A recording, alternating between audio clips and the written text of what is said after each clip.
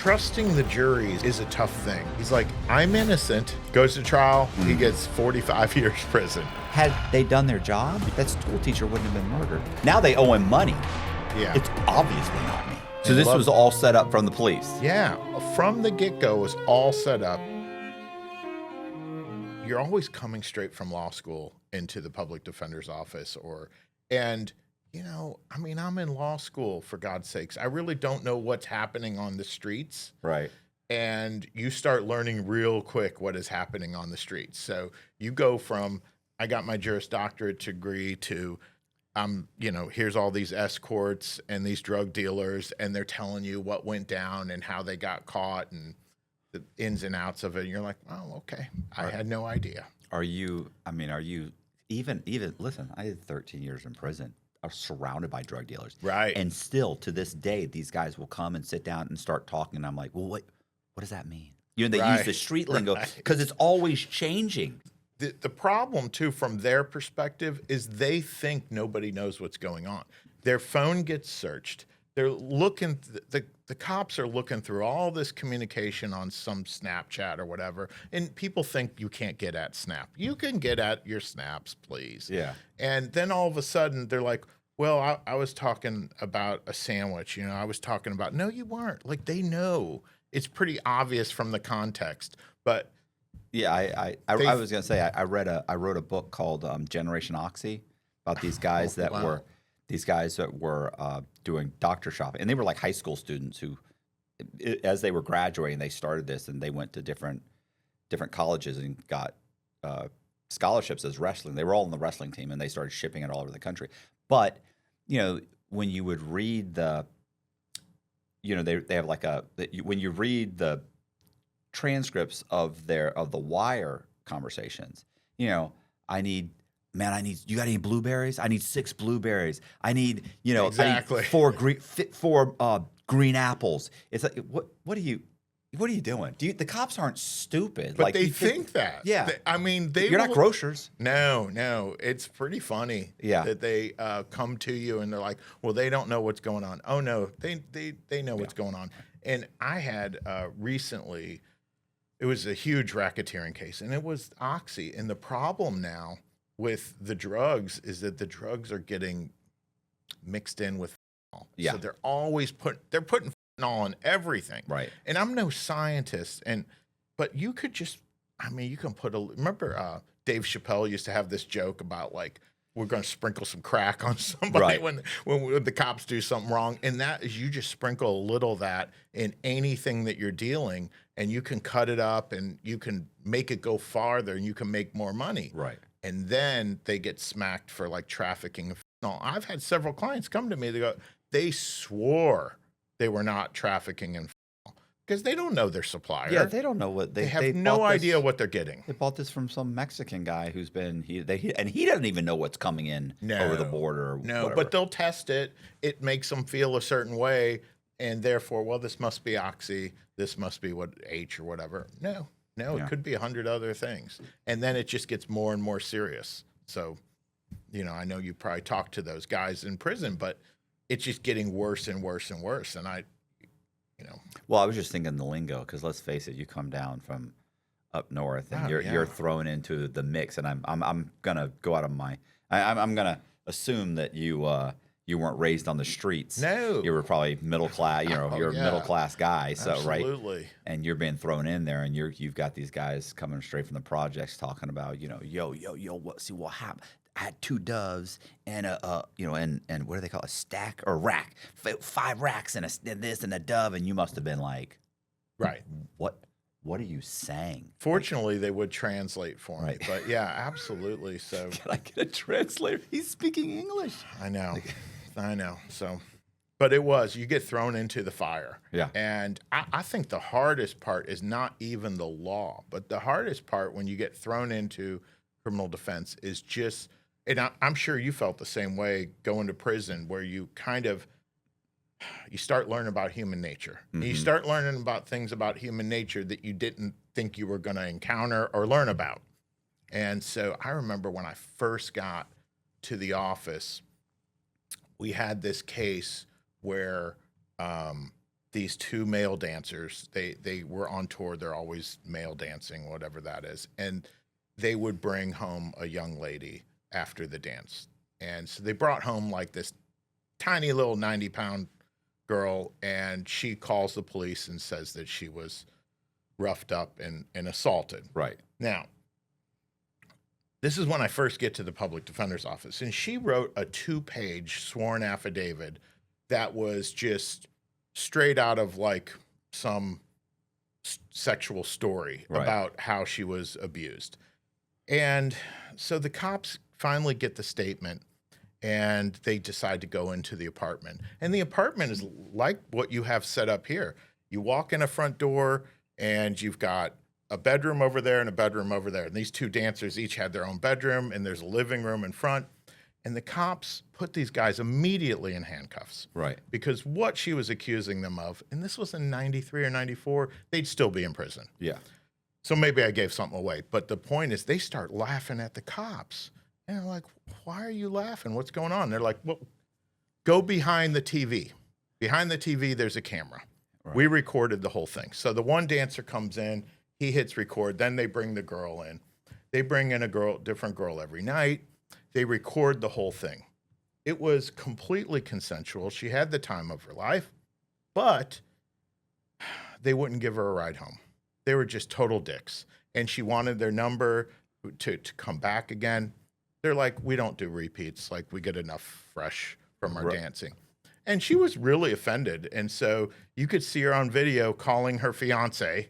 And you could kind of be like, she's looking around, she finds an envelope, and then she calls the police. They don't know this. They're already in their rooms sleeping. They didn't want to hang with her. And this is right as I get to the PD's office. And we're representing this girl on filing a false police report, because this is a lesson learned in terms of she's not taking back her story. The cops watched the video. Ma'am, you are going to have handcuffs if you don't take back this she refused. She absolutely refused. Totally had a way out and everything. They gave her a way out. And you know, we see this all the time. You can drop bombs on people's lives. Mm-hmm. You can wreck them with accusations. And really, there's no consequences. This is probably one of the first times I had seen consequences. I was just thinking that typically these false accusations, once they're found out to be that it's completely fabricated, nothing happens to these people that do this. I know. That's amazing. It is amazing. We're representing this girl because she wouldn't take back the accusations. There's a video. There's a video of her literally walking. The video never stops. They didn't right in front of her bother stopping the video. Right. So long. Remember VCRs? Like they had it on 6-hour mode. So here we are. But it's a lesson learned in terms of, as you can't get people to admit they're lying. And I know that our clients, they want this show. Like, he's lying and you need to prove he's lying. Dude, I can't prove. I mean, I can do the best I can. But this woman was confronted with video and she ain't taking her story back. And that's very typical. People will hang on to their lies for dear life. And that's just what, if you're accused of something in Florida, that's just what you're stuck with. They want you to do the, was it the Perry Mason? Yes. Those Perry Mason moments where they go, okay, you got me. Yeah. I lied. Yeah. I'm not a good enough attorney because I couldn't get these people to cough it up. They ain't coughing it up. What happened to her?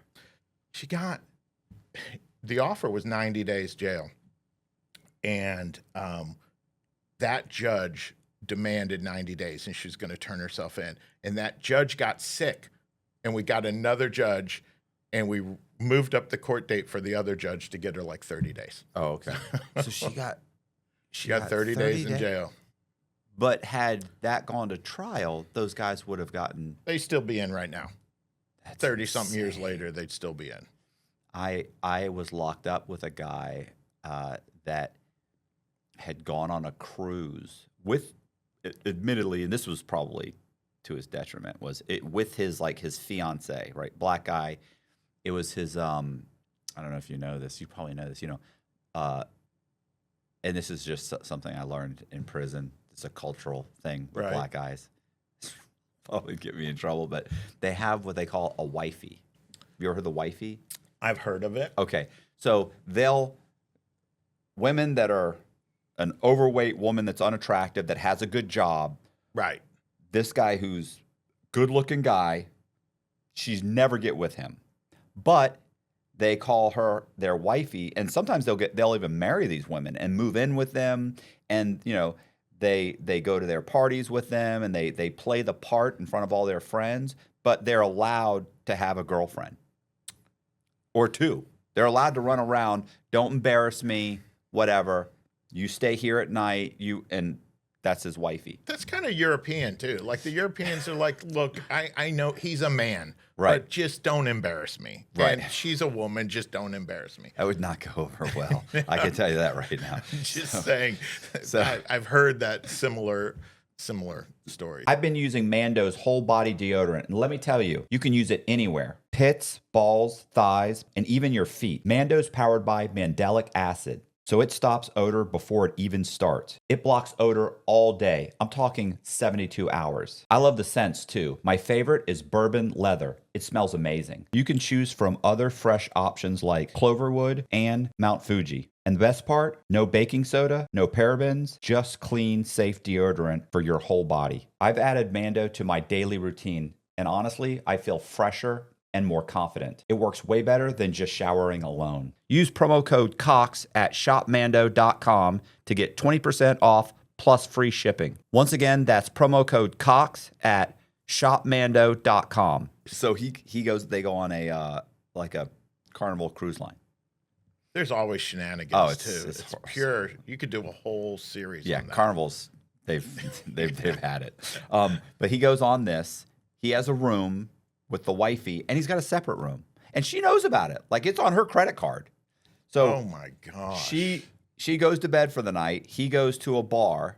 Now the bar is after up to 10 o'clock or something. It's whoever is there, whatever. There's no age limit. But after 10, it's adults only. He goes to the bar. He walks up. Girl is there, chatting with a couple of guys. Starts chatting with him. He buys her a drink. He said, I'm assuming she's 21 years old. She's there. The bartender's serving her. Right. He said she proceeds to have several drinks. Somehow or another, and I'm going to get the story wrong, I'm sure, he ends up leaving because she's talking with the other guys. Right. As much as with him. And he's like, eh. So he goes back to his room, goes to lay down, can't go to sleep. At 1 o'clock or something, he leaves to go back to the bar, see if there's anybody else there. Goes back to the bar. He gets into the elevator, and when he gets out of the elevator, the two guys and the girl are all getting on the elevator, and they say, "Do you want to come with us?" Right. And she looks at him, and she's like, "Yeah." And he's like, "Okay." So all three of them go to his room. He's like, I got a room. Right. They go to that room. They all have sex with her. Right. These guys leave. He leaves. The girl, I don't know when she left, but he goes back to the wifey, goes there. 4 or 5 o'clock in the morning, there's banging on the door. He opens the door, and it's two like security guards and like the manager or something. And he's like, "What's going on?" They're like, "Yeah, you need to come to security."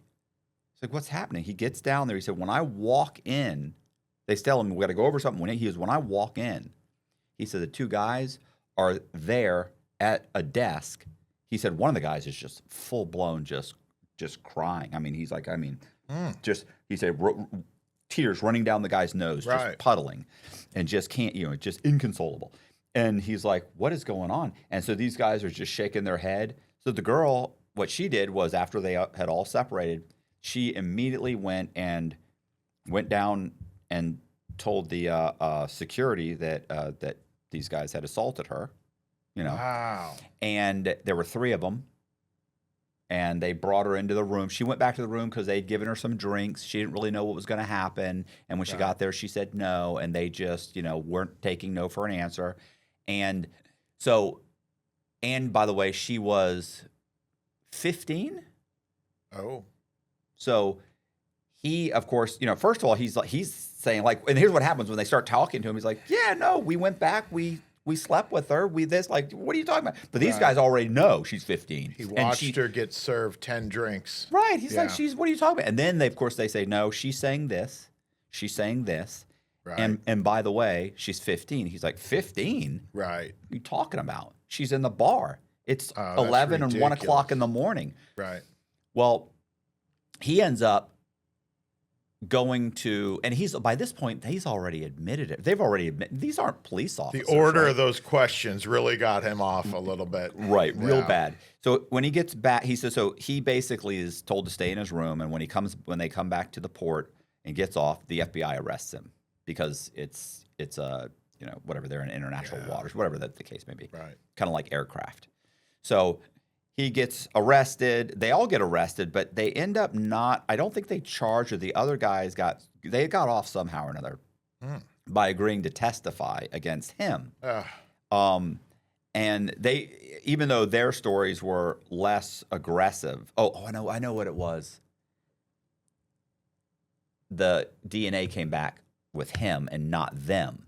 Oh. And somehow or another that helped them in some way. Right. Regardless, he goes to trial. He pleads guilty. He gets 20 years. It comes out when his lawyer is doing the research. And by the way, he had already passed the police academy. He's going to be a police officer. He's literally, he was waiting. He had been hired, I think, and was going to, and he started in like 60 days or something like that. I mean, and he had been working as a security guard for like 4 or 5 years. Right. So he's going to be a police officer or deputy or something. I mean, it's just derailed his life. So he gets 20 years, and during the course of the trial, it came out that the girl had this was the 3rd or 4th time she had accused someone of an assault exactly like this. And those had all been thrown out. Like 2 of them been thrown out. One guy took a plea. Right. And Gosh. and none of it's allowed in. For some reason, in federal court, they wouldn't allow any of that in. So, and like I said, this is, it's funny because Frank Amadeo, this lawyer in prison, was actually handling the case. Because I actually asked, because the guy kind of was telling me it because he wanted me to write a story about him. And I talked to Frank, and Frank was, no, this is exactly what happened. Went through the whole thing. And like I said, I'm sure I got some of the stuff wrong. But in the end, I think that the problem that he had a separate room, the situation with the wife, the fact that he's married, that the jury was He just looked bad. It doesn't look good. Oh, jeez. It's heartbreaking what happens on some of these cases where you just get misled or what have you. I had this guy, and he was accused of the same thing. He was a really well-built, but he was a black dude in a resort hot tub with 2 15-year-old girls. And mom comes up, right? And mom sees them like just close together, and she goes ballistic, and she calls the police. And he ends up pleading to an offense, right, against both of these girls. And now, he doesn't go to prison. He gets probation. But probation is a trap. That's a whole other thing. He violates probation 6 times. Now, I am on the 6th violation. He hires me on the 6th violation. And he's telling me, he goes, I'm innocent. Like, I really just took a plea because this is probation, and I would go to prison on this. And now he has a judge on the 6th violation that is sending everyone away on this type of assault. Right. So I said, okay, you're innocent. I tell you what, we're going to hire an investigator, and we're going to go talk to these girls. They're not 15 anymore. They're like 31. Right. So we track one down in Georgia, and our investigator records the conversation, knocks on the door. Oh, yeah, I remember that. Did he really? No, he didn't do anything. There was pressure from my mom. Like, he's literally being honest, right? Will you please give us a statement? Will you please give us a sworn statement? Right. Yeah, sure. I'll give you a sworn statement. Bless her heart for giving us a sworn statement. Now, you would think this would go well. Yeah. We try to get the other girl. She's like in Guam or somewhere. I don't know. And we couldn't even get a private investigator to kind of go work her in Guam. They had to do something. And she's just doesn't want to talk about it, doesn't want to do anything to help out, and like he can rot, she doesn't care. So we go to the judge, and the judge is not very receptive. Here we are, sworn statement, he didn't do it, and then the other girl doesn't say anything, and the judge still hits him for like 13 years prison. Oh, I know, and it was and like that's not the charge you want to go to a state prison with. No, it's not. And I tell you what, like we did everything we could, but I was surprised that nobody for 15 years and a zillion violations had ever looked into the fact this guy was innocent. Right. It's just that a 15-year-old girl doesn't stand up to her mom that maybe this dude did something to them, and that he really didn't. And it's rough in the state courts sometimes on those charges. They will bend over backwards to hit you. Yeah, I mean, well, I was gonna say, luckily, being locked up, I didn't see a lot of innocent people. Right. Like I love it. No, I know all kinds of people that are locked up. It's like, no, I know all kinds of people saying saying that there are all kinds of people that are locked up that are saying they're innocent. You get in there, and I've met multiple guys that are like, yeah, man, this is they dinged me. I was bullshit at this and that. But then more you talk to them, the more you start to realize, like, Me too. I mean, look, I'm telling you like a couple cases, and I have a million guilty ones that have done the same thing. But in my mind, what sticks out are the ones that really are innocent. Yeah, there's some guys that you're guilty, but it's really more just like stupidity. Like you did one stupid thing that got you involved in a conspiracy. And then even then, once you were on the indictment, you could have helped yourself.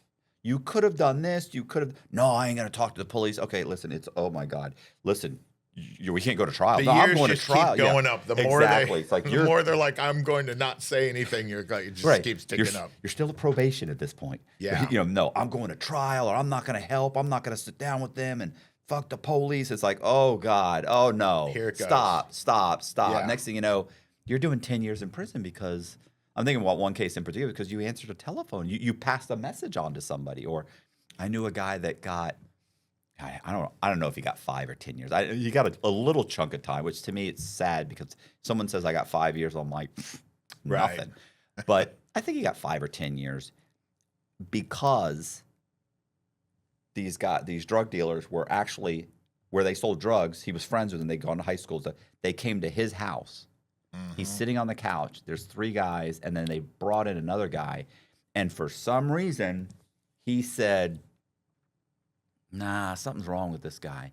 And this is nothing to do with, shut your mouth, nothing to do with you, just because they're sitting in your room having a conversation. And he says, I'm telling you guys, something ain't right with this guy. Mm-hmm. That's the police.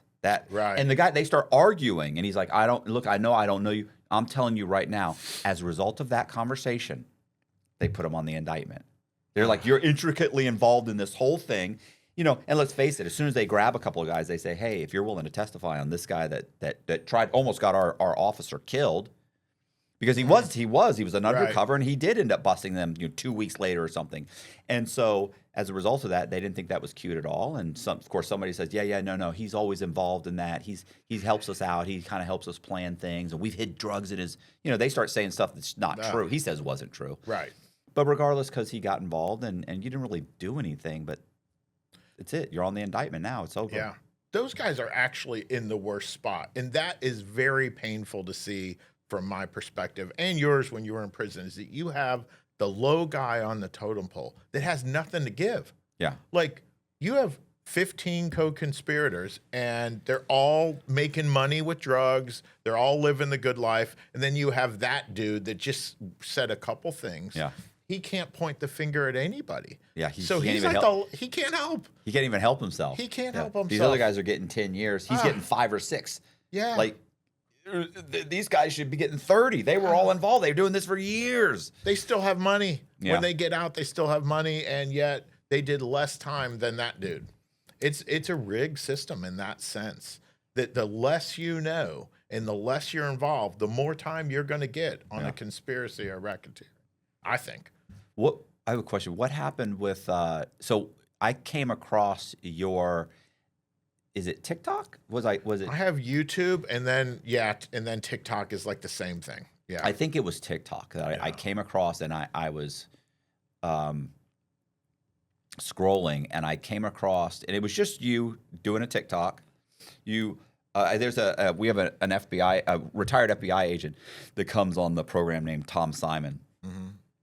And he does these daily TikToks where he just talks about different cases, you know, real quick, within like a minute to 2, maybe 3 minutes at the most. Good that he can keep it that short. Yeah. Congrats for that. He's good. And so when I saw you were same thing. You were standing there just telling the story. So I immediately thought, oh, this is like a Tom Simon. And I was like, oh, no, this is an attorney. And you were telling the story about the plea deal that was given to one of your clients, and he was basically going to say, yeah, I'll take it. And you were like, well, he's giving you the top end. Like, there's no benefit for you to take it. Right. Let's go to trial. And I remember when you said that, I thought, whoa. And I went, you're the one that said, because usually the defense attorney is like, take a plea. But for you to have, and I just remember thinking, oh, that's, if that's true, I'm sure it is true. But I remember thinking, if that's true, like, this is a good attorney. Like, most attorneys would be like, okay, like, next, you're out of my hair. Right. And that was an asshole judge. And that's the problem. It wasn't like me being this great attorney, but this judge is such an ass. And he would see just like certain people and certain charges, and he'd be like, I'm not taking anything. It's the max.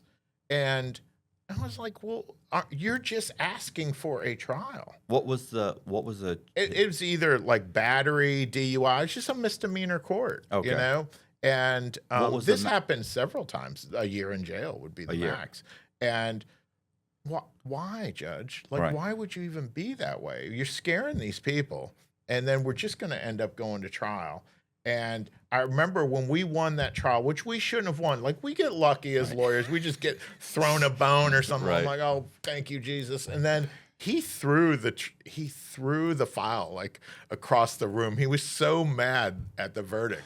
And I mean, that was 30 years ago, probably. That was at least 30 years ago. So, but yeah, these judges are, I mean, most of them are nice, I will say. Yeah. But sometimes they get a little rogue, and what you don't have any choice as a defense attorney. You're like, hey, and they were not going to give you any more time, even if it wasn't a year. Even if it was, what are you going to do? If you offer him 6 months jail and he faces a year, you're probably not going to give him a year anyway after trial. So I don't know. You know, what's the benefit to because if you're telling them, well, I'm going to give you the max no matter what it is, well then but there's supposed to be a benefit to taking a plea. Like that you get, just like there's a penalty if you go to trial. Right. There's a benefit, whether it should or shouldn't be that way. I don't really know the legality of it, but let's face it, there's a where they always say the trial tax, whatever. But it's there's you're going to get dinged if you go to trial, and there should be a benefit if you take a plea. I should get less than what I'm facing if I take a plea. Right. And if I go to trial, then I should get hammered. I had a racketeering case that just resolved last year, and I don't know if there was a dozen people in it, but several of the guys took a 25-year min-man. It was 5 or 6 25-year min-mans on the drug charges. And I was kind of surprised. At least 2 people just took 25-year min-man, no trial, no nothing. And I guess in theory, the threat of stacking them, like, well, then you could get 50, but I'm like, I don't think the judge is going to go that hard. Right. So, but it happens. People will plea to that. They get scared, and, it's a scary system. So, that. But, yeah. Oh, yeah. Yeah. Yeah. Yeah. I don't want to be in front of a judge again. No. For anything. What is it that it's the, I used to say that anybody that got when I was leaving prison, I used to say, listen, I'm not coming back. Like I'm searching everybody that gets in my car. Right.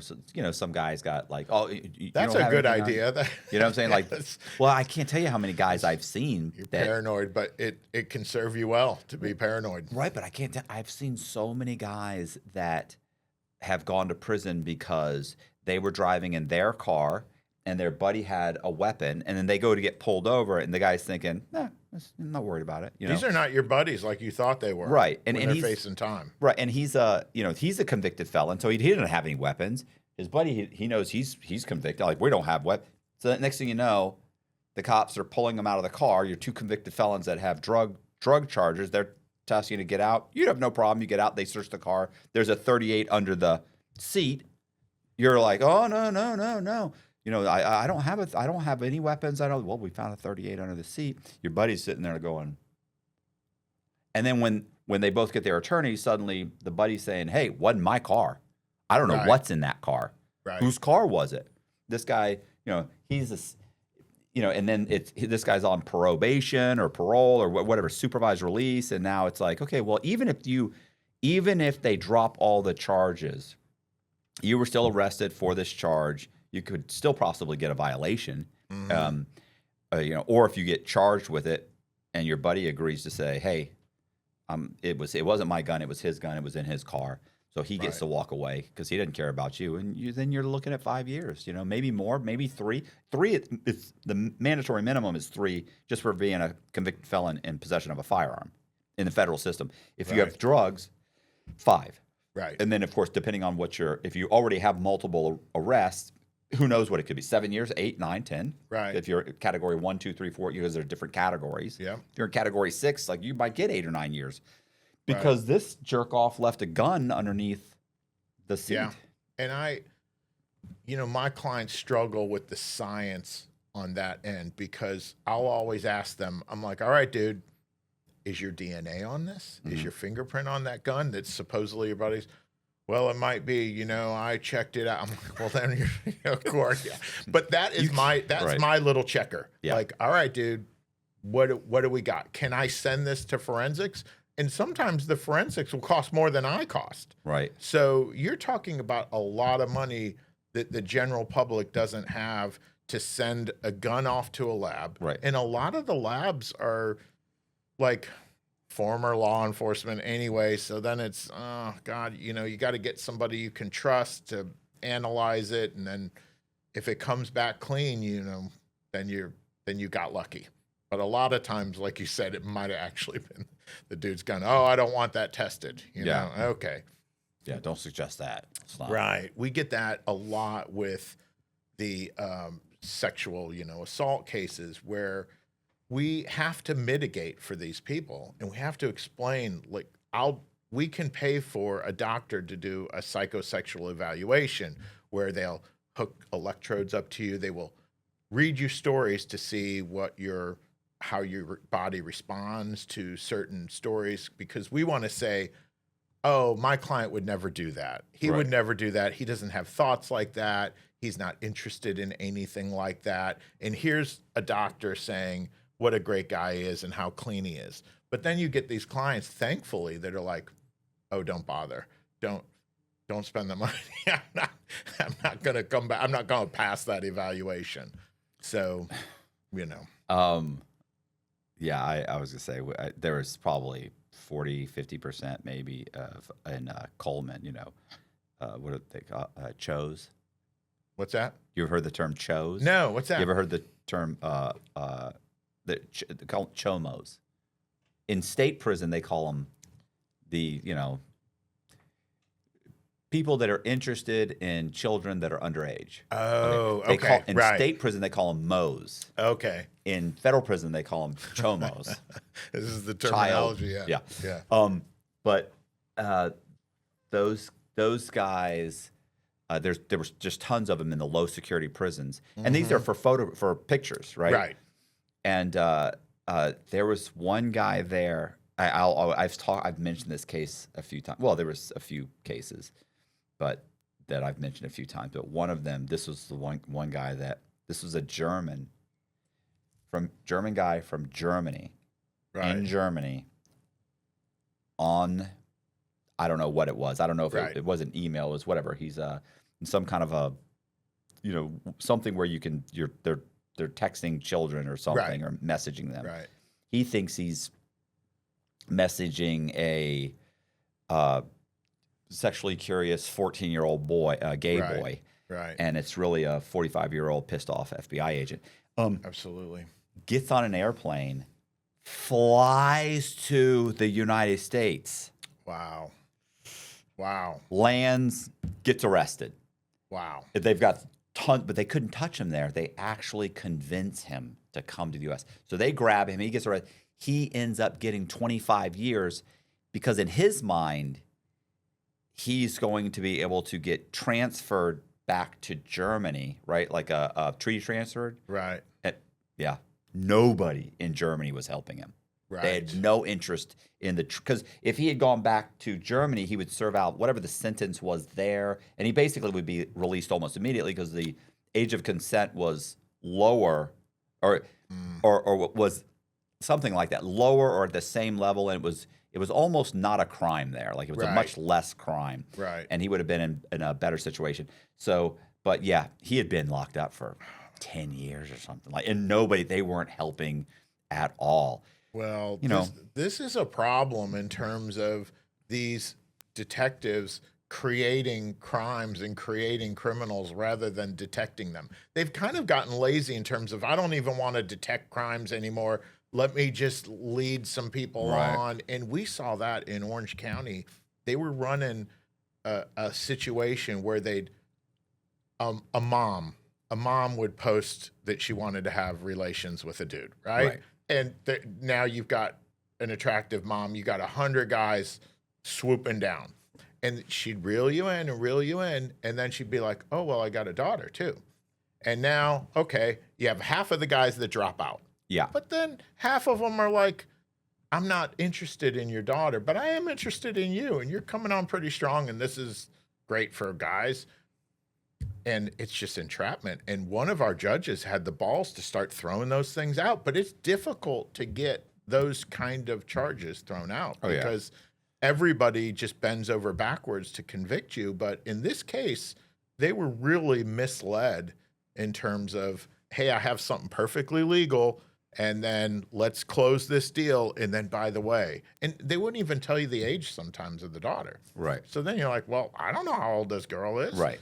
But they were just they were creating crime nonstop. And then they go on the news. Oh, we busted some ring and all that. You didn't bust a ring. You created some stuff. Right. And then you made your own ring up. Who was the joke? There's a joke at Coleman where they said 80% of the child photos on the internet were circulated by the FBI. Right. You know, they were like, I'm telling you, it's right. And then they just start arresting the people once they look at them. Well, and in the federal system, if you, because I had, there was a few guys there that were like, they were downloading, you could go and for like $100, you could buy a bunch of movies, random movies that were like real movies. Like you're getting Die Hard, you're getting, before streaming, basically, you bought them in bulk, put them on your hard drives. Yeah. And so they end up having, they would throw some movies in there. So when they're negotiating the $100, they'd say, hey, we also have, porn and this type of porn. And guys would be like, yeah, I'm not really interested in that kind of porn, but whatever, like they're not thinking, they're like, yeah, whatever. Listen, bro, like I just want, you have these movies. Yeah, we have these 4 movies and we also have this other stuff. They're like, how much is it? But give them $100. They download it. The whole thing. A week later, their door is getting kicked in, and they've got it on their computer, and that's it. You paid for it and downloaded it. You're in possession of it. Possession is, I think, mandatory minimum of 4 years. So there's guys walking around the jail who are like, I didn't even see anything. I didn't even look at it. I didn't. Yeah. Or I did look at it. I did click through and saw what it was and turned it off. Yeah. But they're like, deleted it. You saw it. It's on your computer, or they don't even delete it. It's still on their computer because they had to be in possession. Right. You downloaded it, and they hit you with all these different charges. But that's where the psychosexual evals come in sometimes, where you have them take a polygraph. I'm really, they pass the polygraph, they pass the test, and you can at least say that dude really had no intent. Right. But man, it's vicious out there as far as that goes. They're doing more time than the people that are actually assaulting. Oh, no doubt. Like they're doing more time. You would hear in the state, like there's like they catch some guy who's doing things to a 13-year-old girl. It's a 45-year-old girl, 13-year-old girl, and he gets probation or gets 2 years and then gets probation, and then it's like, okay, this guy downloaded some photographs and he's got 8 years. It's like easy 8. This is Or if they, of course, listen. There's some guys. I mean, I'm not saying that any of it's okay, Right. but there's also some guys in there that were just. I mean, Oh. they'd been in state prison twice, maybe 3 times. Now they're in federal prison. It's a real problem for and some of them. It's a real They've got problem. issues. Yeah. Yeah. No, and there was some gal out of Polk County, and not recently, but this is hell has no fury, right? She's upset at her husband. She downloads it onto his laptop and then calls the police. And that dude goes, I don't know if he went to prison, but somehow they got deeper because he just kept saying, I'm innocent. I've never seen this stuff. And they forensically discovered on the back end that she was downloading it while he was at work. So they undid his conviction, and then they went back and they arrested her. So I was thinking that was going to be one of those where she got away scot-free. Oh, they let him go, but nothing happened to her. I guarantee there are several of those. Yeah. Absolutely. But that's an easy setup. Oh, That's easy. It's so easy. They presume, and I've had a couple of them where like the dad is on the registry, so to speak. That's a safe way of saying it. Yeah. And my client ended up being the 18 or 19-year-old boy. So the dad was in the cop car for the pictures, and my client comes out to the cops as a 19-year-old boy and says, I did this, not my dad. Now, they really had no way of knowing because this is like a community computer or iPad or whatever that was in the house. And so in the restrictions while they're on probation, I remember that client violated his probation by they'll search your phone when you go into probation, right?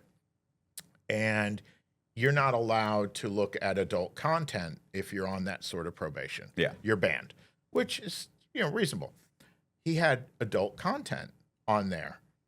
And we go to court. Our legit defense is, I'm 19 years old, and this is my 18-year-old girlfriend. Like, we're just recording what we do. Right. And we did win that violation because he was just recording what he was doing with his girlfriend, but it was adult content. And I think we got away with one because I now with the environment now on that, I think he'd be in prison. Yeah. Just for recording what he's doing. Right. Yes. Can't have it. No, Can't look at it. yeah. Nothing. No record. Listen, I'm so freaked out by the whole situation. Oh. It's just in general, like I could only imagine, even I'm so freaked out. Like Jess, my wife's daughter has a bunch of, when this was years ago, young friends. One of her friends came by, had a new car. And they kind of, they're enamored by me, right? Like, oh my gosh, she's got she's a Right. YouTuber. They all think I'm cool. Right. And he comes by and the daughter's not there. Well, she's not there. Oh, he's coming. I showed her my car. Oh, okay. I said, all right. He's like, yeah. So what's going on? And I was like, nothing. I'm standing at the door. Right. But he's a young kid. He's like 16, let's say. Right. And I'm like, nothing. But she's not here. He's like, oh, okay. Well, so what do you, he starts trying to talk to me. I was like, yeah, man, listen, I'm busy. I can't, but I could tell he wanted to have a conversation or maybe even, yeah, you want to come in, whatever. It's like, I don't care. Right. I don't care. There's no, in my mind, I'm so, I guess just concerned at how many times I've seen things go. And I'm not saying that they all go wrong. Like, like I said, 99% of everybody I've met they should have gotten something. Yeah. But in general, it's like I can only imagine where these guys get picked up and they'll hang out with this is my daughter's 15-year-old and she's just here waiting for it. No, you're not waiting for her to come home. Oh, Right. I just come in and watch TV. No. Yeah. No. That's a good move on your part. I'm not. Very good. But when you said the wife put the CP on the guy, Yes. what it makes me think of? Do you remember Sam Kinison? Yes, of course. I love Sam. He used to have a joke. Gosh. He used to have a joke where he said, I think You can't say most of his jokes on No, YouTube. but you could clean it up. But well, you know what? This is what he did. He said he's like, listen, I was dating this girl and I He's like, I'm drinking all the time. I'm partying. I'm out at these comedy clubs. I'm getting drunk. He said, the girls are coming up to me after the show. Right. I'm hooking up with them. It's horrible. I was a horrible human being. So one day I come home and my girlfriend's there and she finds out about just a ton of them. She's found out. Somebody told her. And I'm like, I'm sorry. I got no excuse. And you're right. I'm a horrible human being. What I did was absolutely wrong. I am so sorry. I understand it's over. I'm going to leave. He said, and I go to leave and she says, no, don't. And she says, she comes up to me, she hugs me, and she said, don't leave. And I hug her and I think, oh my God, this woman's going to forgive me. Right. She's going to forgive me. I know where you're going with this. Oh my gosh. He goes, but what I didn't hear was when she said, don't go.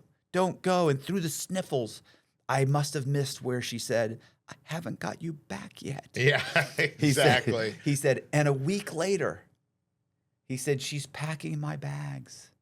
And I go to the airport and I put my bag on the conveyor belt and it's going through and I'm standing there. And all of a sudden I hear, oh, hey, whoop, whoop, whoop, whoop. And I think, what's going on? I'm looking around and somebody goes, gun, weapon. He's got a weapon. And I think, holy shit. Someone's trying to get a weapon on the plane. That's crazy.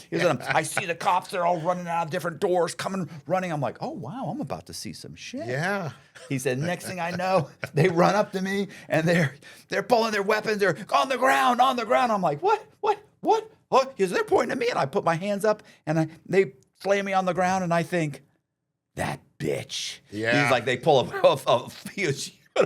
like a 44 Magnum fully loaded in my luggage. Right. And he was just listen. He didn't realize at the time. But I can't tell you how many times I've put my bag on the it's going by. And I'm thinking, I love Jess, boy. Yeah. Please, baby. Yeah, I haven't done anything to deserve. Haven't done anything. Yeah. We did have a little bit of an argument yesterday. Right. Doesn't amount to prison time, I don't think. She would never. She would.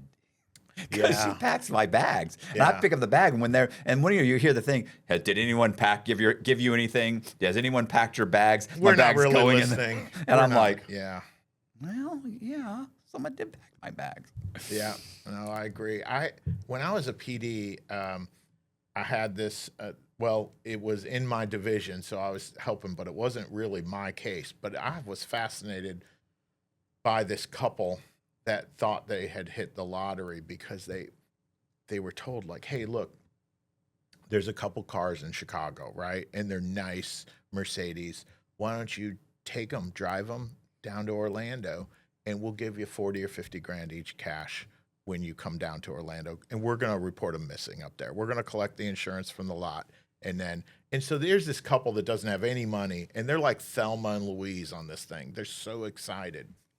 They get to Orlando, and then they're like, the people in Orlando, like, well, we can't do the 50 grand each, but what if we give you like 50 and then we'll give you some cash too, and we'll take the cars.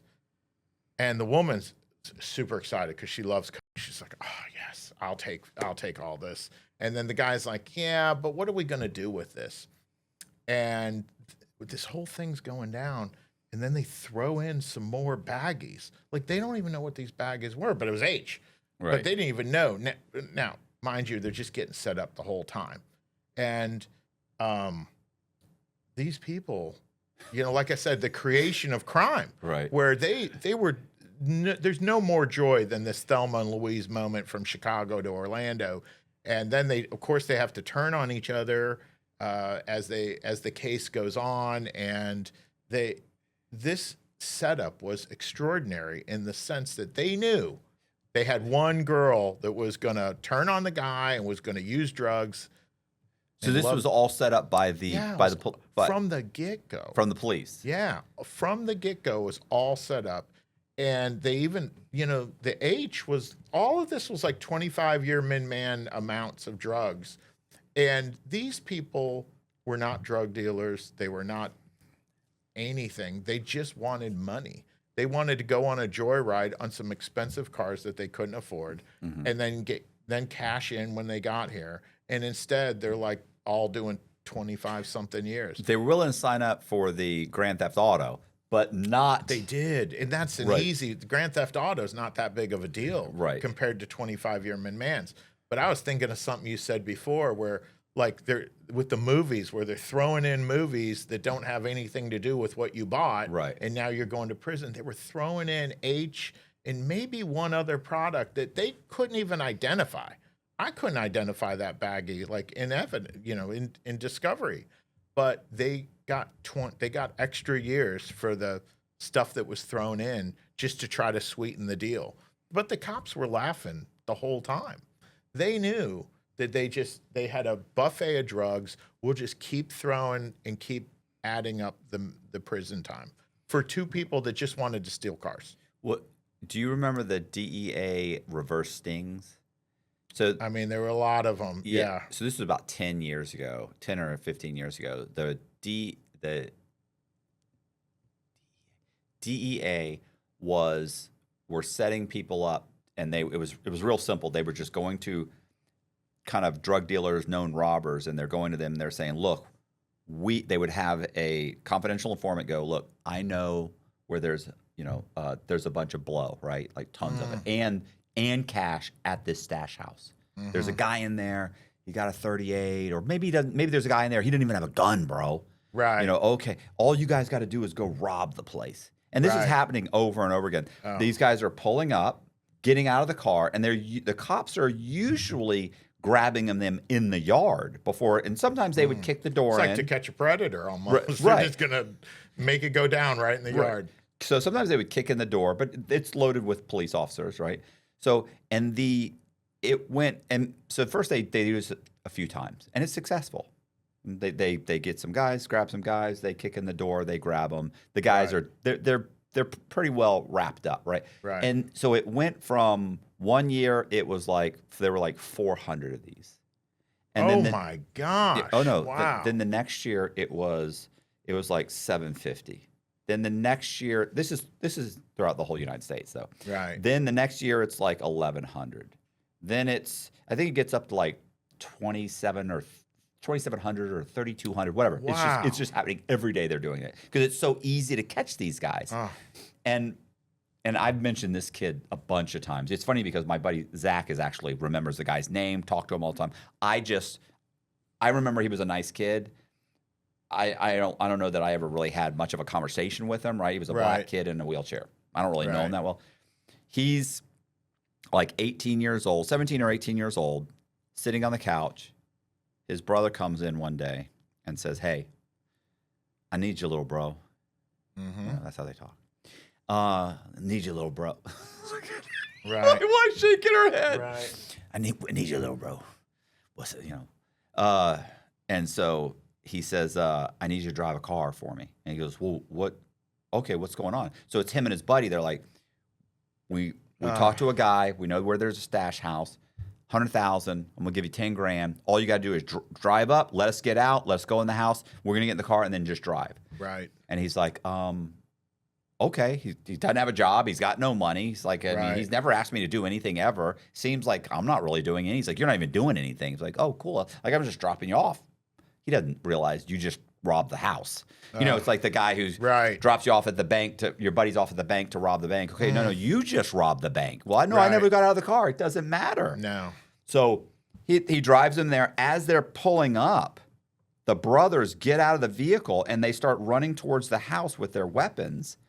They don't even get all the way into the house. I think maybe they kick the door, something like that. And the vehicles start pulling up. Guys jump out of the bushes, whatever, with their guns, screaming and hollering. The brothers start firing. Oh. These guys fire back. He sees his brother getting shot multiple times. They're all shooting back at each other. Gosh. He punches it and drives off. The police vehicles or whatever, the federal vehicles slam into his vehicle. He jumps out of the vehicle because he thinks, even though they did notify who they were, he's thinking it's like a rival gang. He doesn't know what. He's so scared. And I understand. It's the fog of war. And I understand that because when I got arrested, these guys, they pulled up in the SUVs, locked up, everything, jumped out with their guns, and were all the way to me with their weapons. And before I actually for a few seconds thought, I'm about to get robbed. Yeah. I'm getting robbed. I was in a shitty You're going to neighborhood. focus on the gun too. Right. You're not really looking at everything. Right. It wasn't else. until I realized that there were white letters that You're said, not reading stuff. reading that Secret gun Service. is like super focused.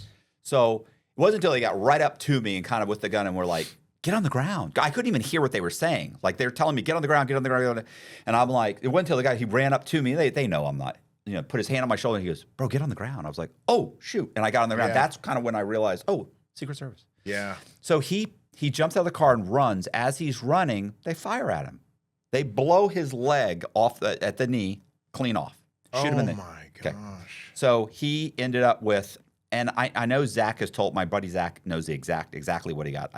I think I've always said 20 years, Zach said 30, or I've said 30, and Zach. Right. It was like he got like 30 years, because they charged him with the brother's murder, right? Because you were involved and there was someone. Yes, felony murder. So both those guys, I think, got killed. The brother and the friend, because they did shoot back. Yeah. He was running, lost his leg. He was in a wheelchair. They were still fitting his prosthetic, so he had to go be in a wheelchair.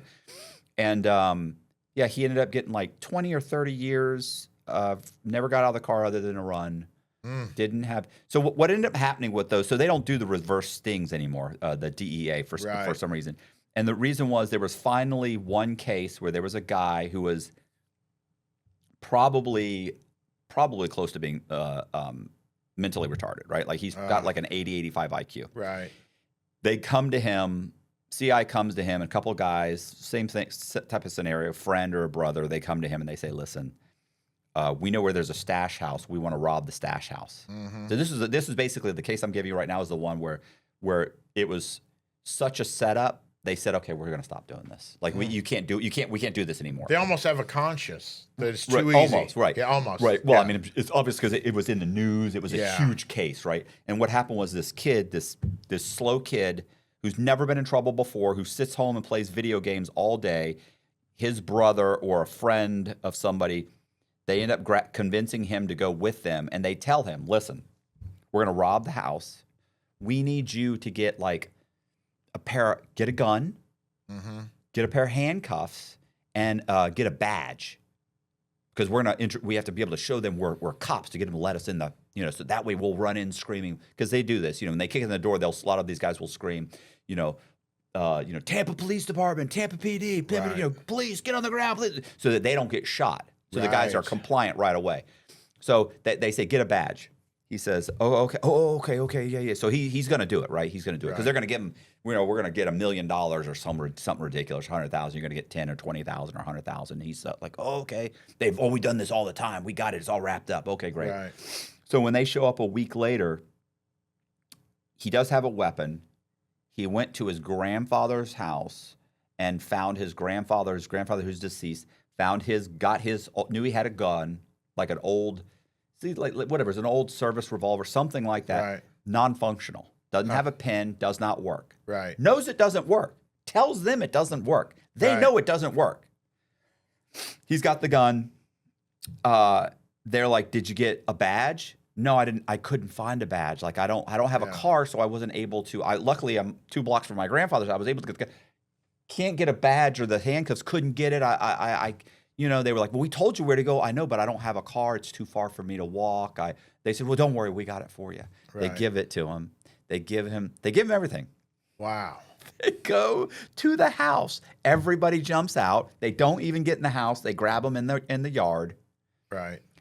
You've got a kid he's almost got an 80 IQ. Right. He's talking about like an 80, 85 IQ. He can't read. He never graduated high school. Gosh. He's in the SLD classes in high school. He plays video games all day. He's never been in trouble. He did get a gun. Right. A non-functioning, basically a fake gun. Doesn't work. You gave him the badge. So do you know why they gave him the badge? Because it's an enhancement. Because if you pretend to be law enforcement, you get more time. So he's looking at 20 years. Yeah. You're looking at 20 years. And so it's a complete setup. So what ends up happening is that case ends up in the newspaper, and they show the statistics of how they were doing a few hundred to thousands within like 5 or 6 years. And it's so bad, and it's so easy to entrap these poor kids who are living in the projects, who have no hope of getting out of it. Not that they have no hope, but it's difficult. And they're just setting him up and throwing away he can't win in front of a jury. Right. They won't even really let him say, "Oh, entrapment." Like, it's not really a great defense, right, in federal court. Right. So you're just going to be a monster who's. What did he get? Did he get anything? I want to say that they dropped the charge. That's the one where they decided successfully argued, and they said, "Okay, we're not going to do this anymore," because they ended up changing their policy. It was so egregious. Right. That they changed their policy. Like, you went out of your way to find this kid who's sitting on the couch because one of his buddies knew he's slow. I can convince him to do anything. I'm like his only friend. He's selling drugs. He gets busted. He needs to lure some people into this thing. I can get this kid who's mentally handicapped practically. He'll do anything. Wow. He's never been in trouble. He's never broken the law. Right. But I know I can convince him. In Florida, that would be grounds. Entrapment is part of entrapment is egregious conduct. Right. It can be other things, but egregious law enforcement conduct will get you there. But thinking back, remember when weed was all the way illegal? There was no medical marijuana. Yeah. And those might as well have been H. Yeah, and those dealers were getting hit all the time, and because they were soft targets. Yeah. Like, I mean, my weed dealing clients, I had several of them, and they got hit just like that, except it wasn't a setup. And the thing was, one of them, man, I tell you what, they were like rich college kids, but they just decide, and they're renting this house and they have a safe. Cool. And and they're selling to all their friends, right? Because in this college, like, nobody's going to go to the bad part of town to get their, whatever. Yeah. So this was an easy target. And they get the home invasion and they get everything ripped off. And they had some good money and they had a good amount of. And they call the cops, though. They call the cops and say, we got a home invasion. But they don't tell them what they do for a living. Right. They don't tell them everything that they took. But the cops, you know how they are. So they're not stupid. They're not stupid. So those rooms that you see on the documentaries where they're not in that room. People think that you're being recorded in that room. Of course you are. They're in the lobby, right? They're in the lobby waiting. But the cops aren't stupid. They let these two sit in the lobby for 45 minutes, and they start telling each other, well, God, how much did they? Well, they took like 14 grand. They took 3 pounds of this and whatever the names of the. They're rattling off the inventory and the cash that got stolen. And the cops are just sitting here recording this. Now, people are coming and going into the station. They don't think they're being recorded yet. And they're trying to get their story straight, too. Right. They're like, well, what are we going to say? We got to cover all this up. And I was just like, you guys are such soft targets. And I mean, they're lucky they're alive, really. And then they're talking about it, oh, gosh. And the same way with the backup police cars, too. Still to this day, I don't understand why people just start jibber jabbering. Like, the cop will be friendly. Hey, Matt, if you want to call your wife, I'll let you call your wife or whatever. And then they'll walk away, but they're recording the inside the car. Like, yeah, they found it. Yeah. Oh, they're going to find it. They haven't found it yet, but they're going through the trunk. I'm like, oh my God, this is all on video. Like, stop. So I watch entirely too much of the cop videos, right? Of them with the body cameras are so much entertainment. Oh, when yeah. They knock on the window and they say your license or registration, and the person cracks the window and they go, "Why are you pulling me over?" Right. And they're because you rolled through the stop sign or whatever. I have it on dash cams. Well, I'm not, I love the sovereign citizens. Oh my gosh. I'm not driving, I'm traveling.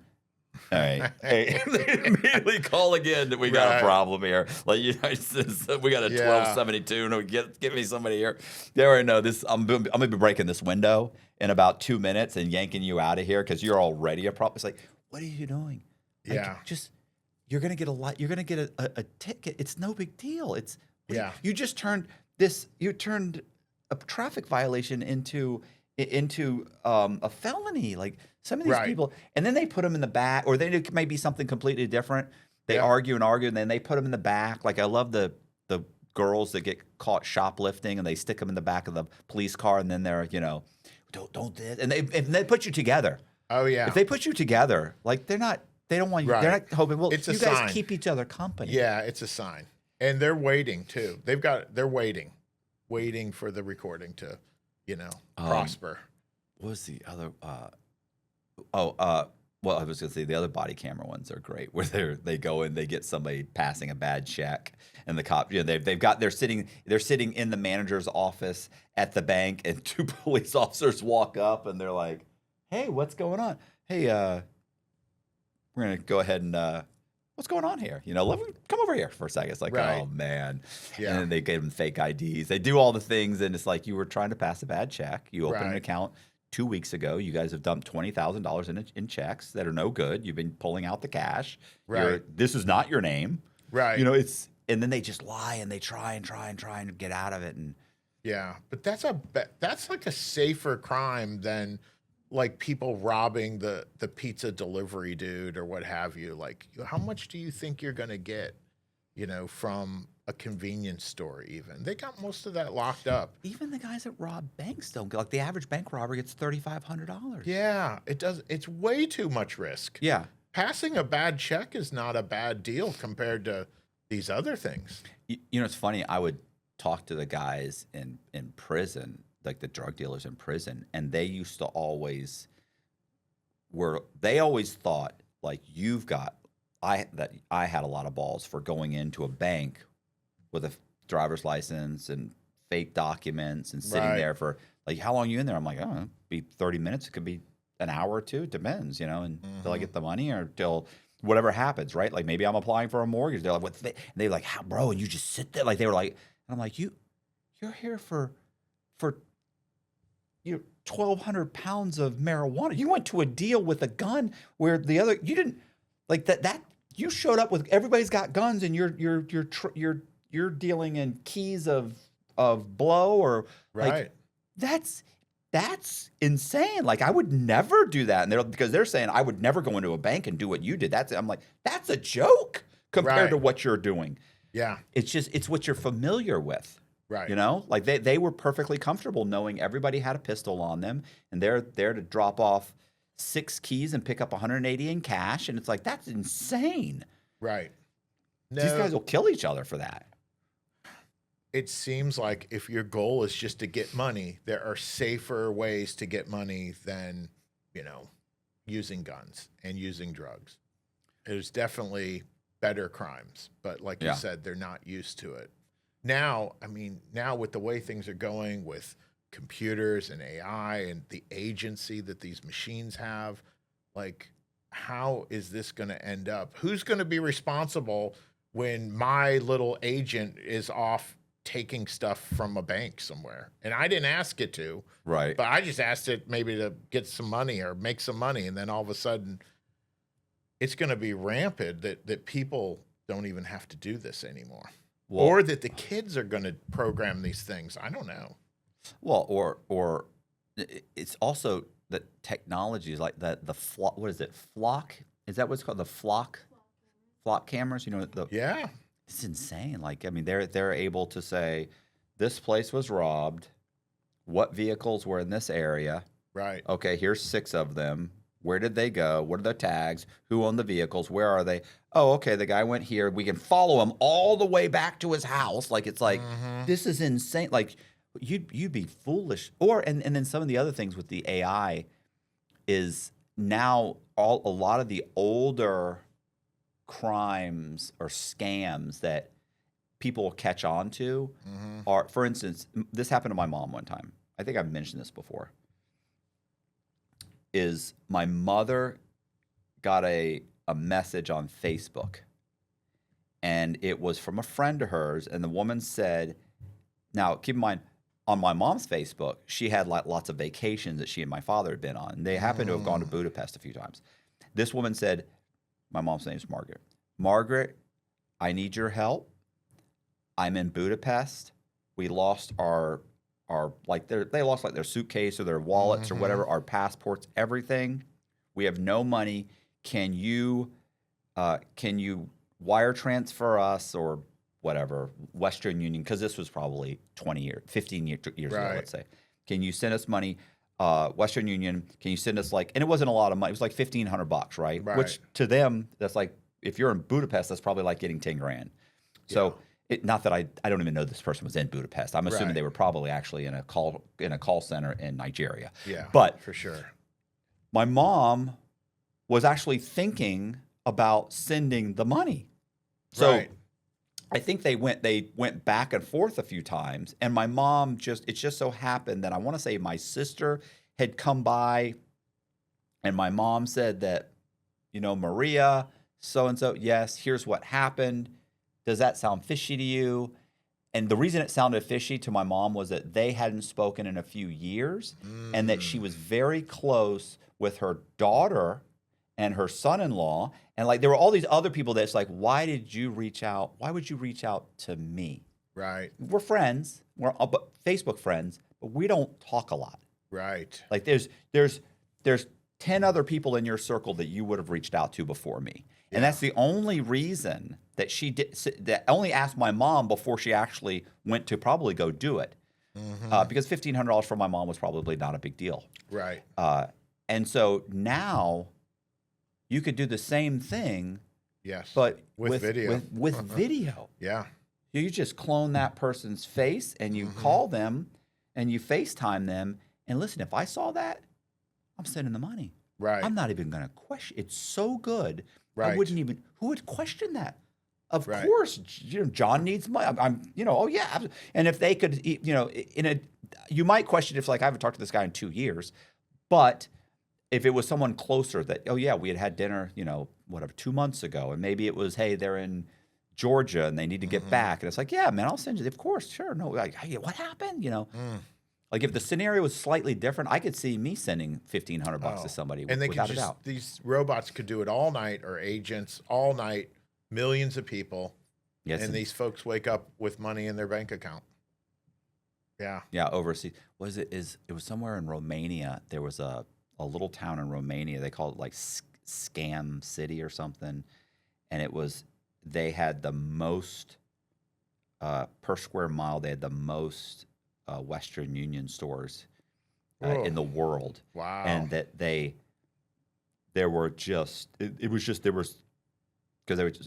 was an article in Wired magazine. It was from the police. Like they had like 4 police or 3 police that were busting the scammers. Right. And they were like, we got no budget. We have no budget. Nobody cares about this. Right. Because they're stealing from Americans. Right. And they were like, so they don't care. And this was once again, this article was 15, 20 years ago. Right. Probably 15 years ago. And it was just talking about how they were extremely poor. It was a poor country. And, and they said even when we would grab these guys, the guys would be like, why are you guys even arresting us? Like, I'm not stealing from Romanians. We're stealing we're stealing from Americans, rich Americans. Right. They're always rich Americans. They're not even missing the money. Right. You ever see like 90 Day Fiance? You ever see that show? I know it. I've seen these guys, lonely American dudes, are going overseas to find women, and vice versa. Right. And some of these guys, they're sending money constantly, and they never even see. They like don't even FaceTime this girl. Yeah. And It's the just whole photos. time I'm yelling at the TV like, can you FaceTime? You know where this is going. Yeah. No, I can't. I've sent her my last $1. She doesn't want to FaceTime. We just talk on the phone or we text. And it's like, now you're gonna do FaceTime to get money out of these lonely guys. Yeah. And it's gonna work. I saw the one where the guy was I don't know if they're all like this or not, but the guy's basically is like rented a room and he's waiting for his Ukrainian girlfriend to arrive on the plane, and he's sitting there and he's waiting. He's like, I haven't talked to her in like 4 days, but I know she's getting on the plane. And I know she's got to be on the plane by now. I mean, she lands and he's just, I haven't talked to him. He's got roses and stuff. It's just, you're just like, oh yeah, like, bro, there's there's no 6 foot tall, blonde hair, blue eyed Ukrainian about to walk through customs. It's not happening. No. I do have a question because it's funny. My buddy Pete and I used to talk about this in prison all the time.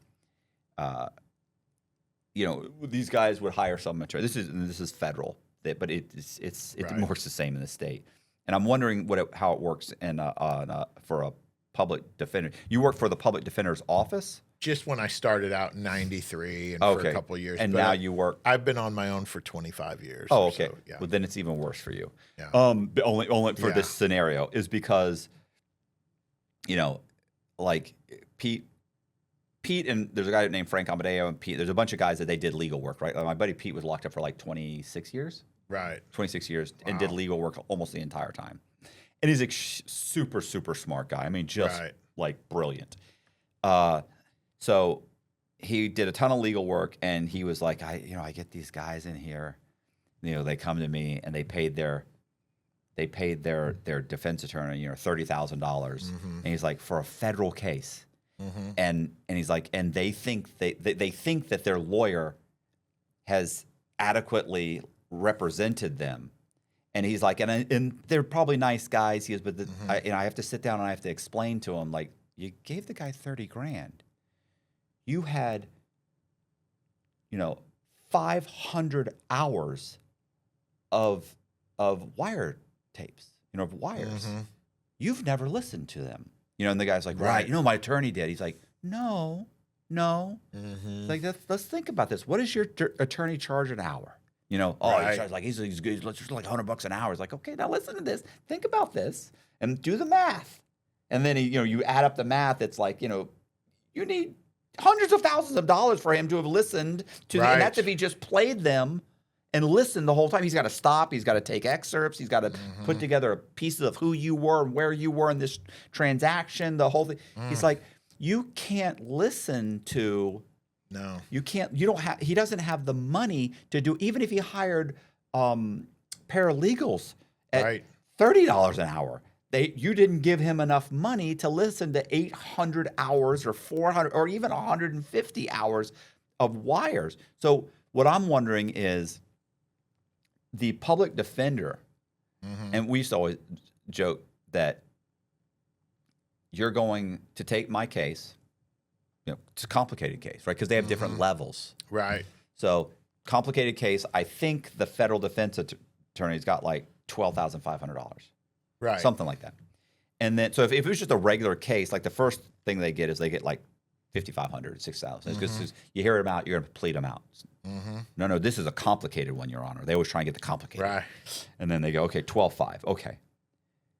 What if you like? And then if they went to trial, they got something else, like really like a lot, like $22,000 Or you could start billing per hour on the state level. You could bill per hour if you go to trial. Yeah. But you see what I'm saying? Like, Yeah. the There's not US enough they have money. They have 150 attorneys in their office. Yep. An inexhaustible budget. Yep. How? So one, I'm wondering, what does the public defenders get paid? And two, how can you possibly? Why is the system set up that they think that it's I'm gonna say I want to say fair, but that's, you know, because the problem is that, you know, like in the Constitution, right? Like, you know, you have the right to have an attorney. Right. Doesn't say you have a right to have an effective attorney. Right. Just and people are like, Right. no, I have no. Right. Just an attorney. And the other problem is that, you know, until I went through the system, you know, like an idiot, never occurred to me. I just never thought about it either. Is that people think like, oh no, I got an attorney. Okay, well, who's your attorney? Oh, is this a guy got out of the? No, we're you know, like a commodity now. Right. Yeah, They're all- like, it they're all doesn't the matter. same. Yeah, it doesn't matter. Yeah. Yeah, Oh my gosh, that is ridiculous. So I'm wondering, is it the same in the public defender, where do they give you a set fee to represent someone, and then You're on a salary at the public defender's office, so you're just on a salary. it's you know what it was? I was Yeah. thinking JUA is that Yeah. if it's the federal public defender's office, you are on a salary, and actually the salary, and this was like 20 years ago, was like $80,000 or $90,000. They get paid which was well. a lot. They Right. get paid well. They still get paid well. But But that was federal. I didn't know what the state. I agree with you that you do end up defending these cases where the government dumps all this stuff on you. And I had this recently. I resolved it last year. It was a racketeering with. Have you ever heard of these 21 houses?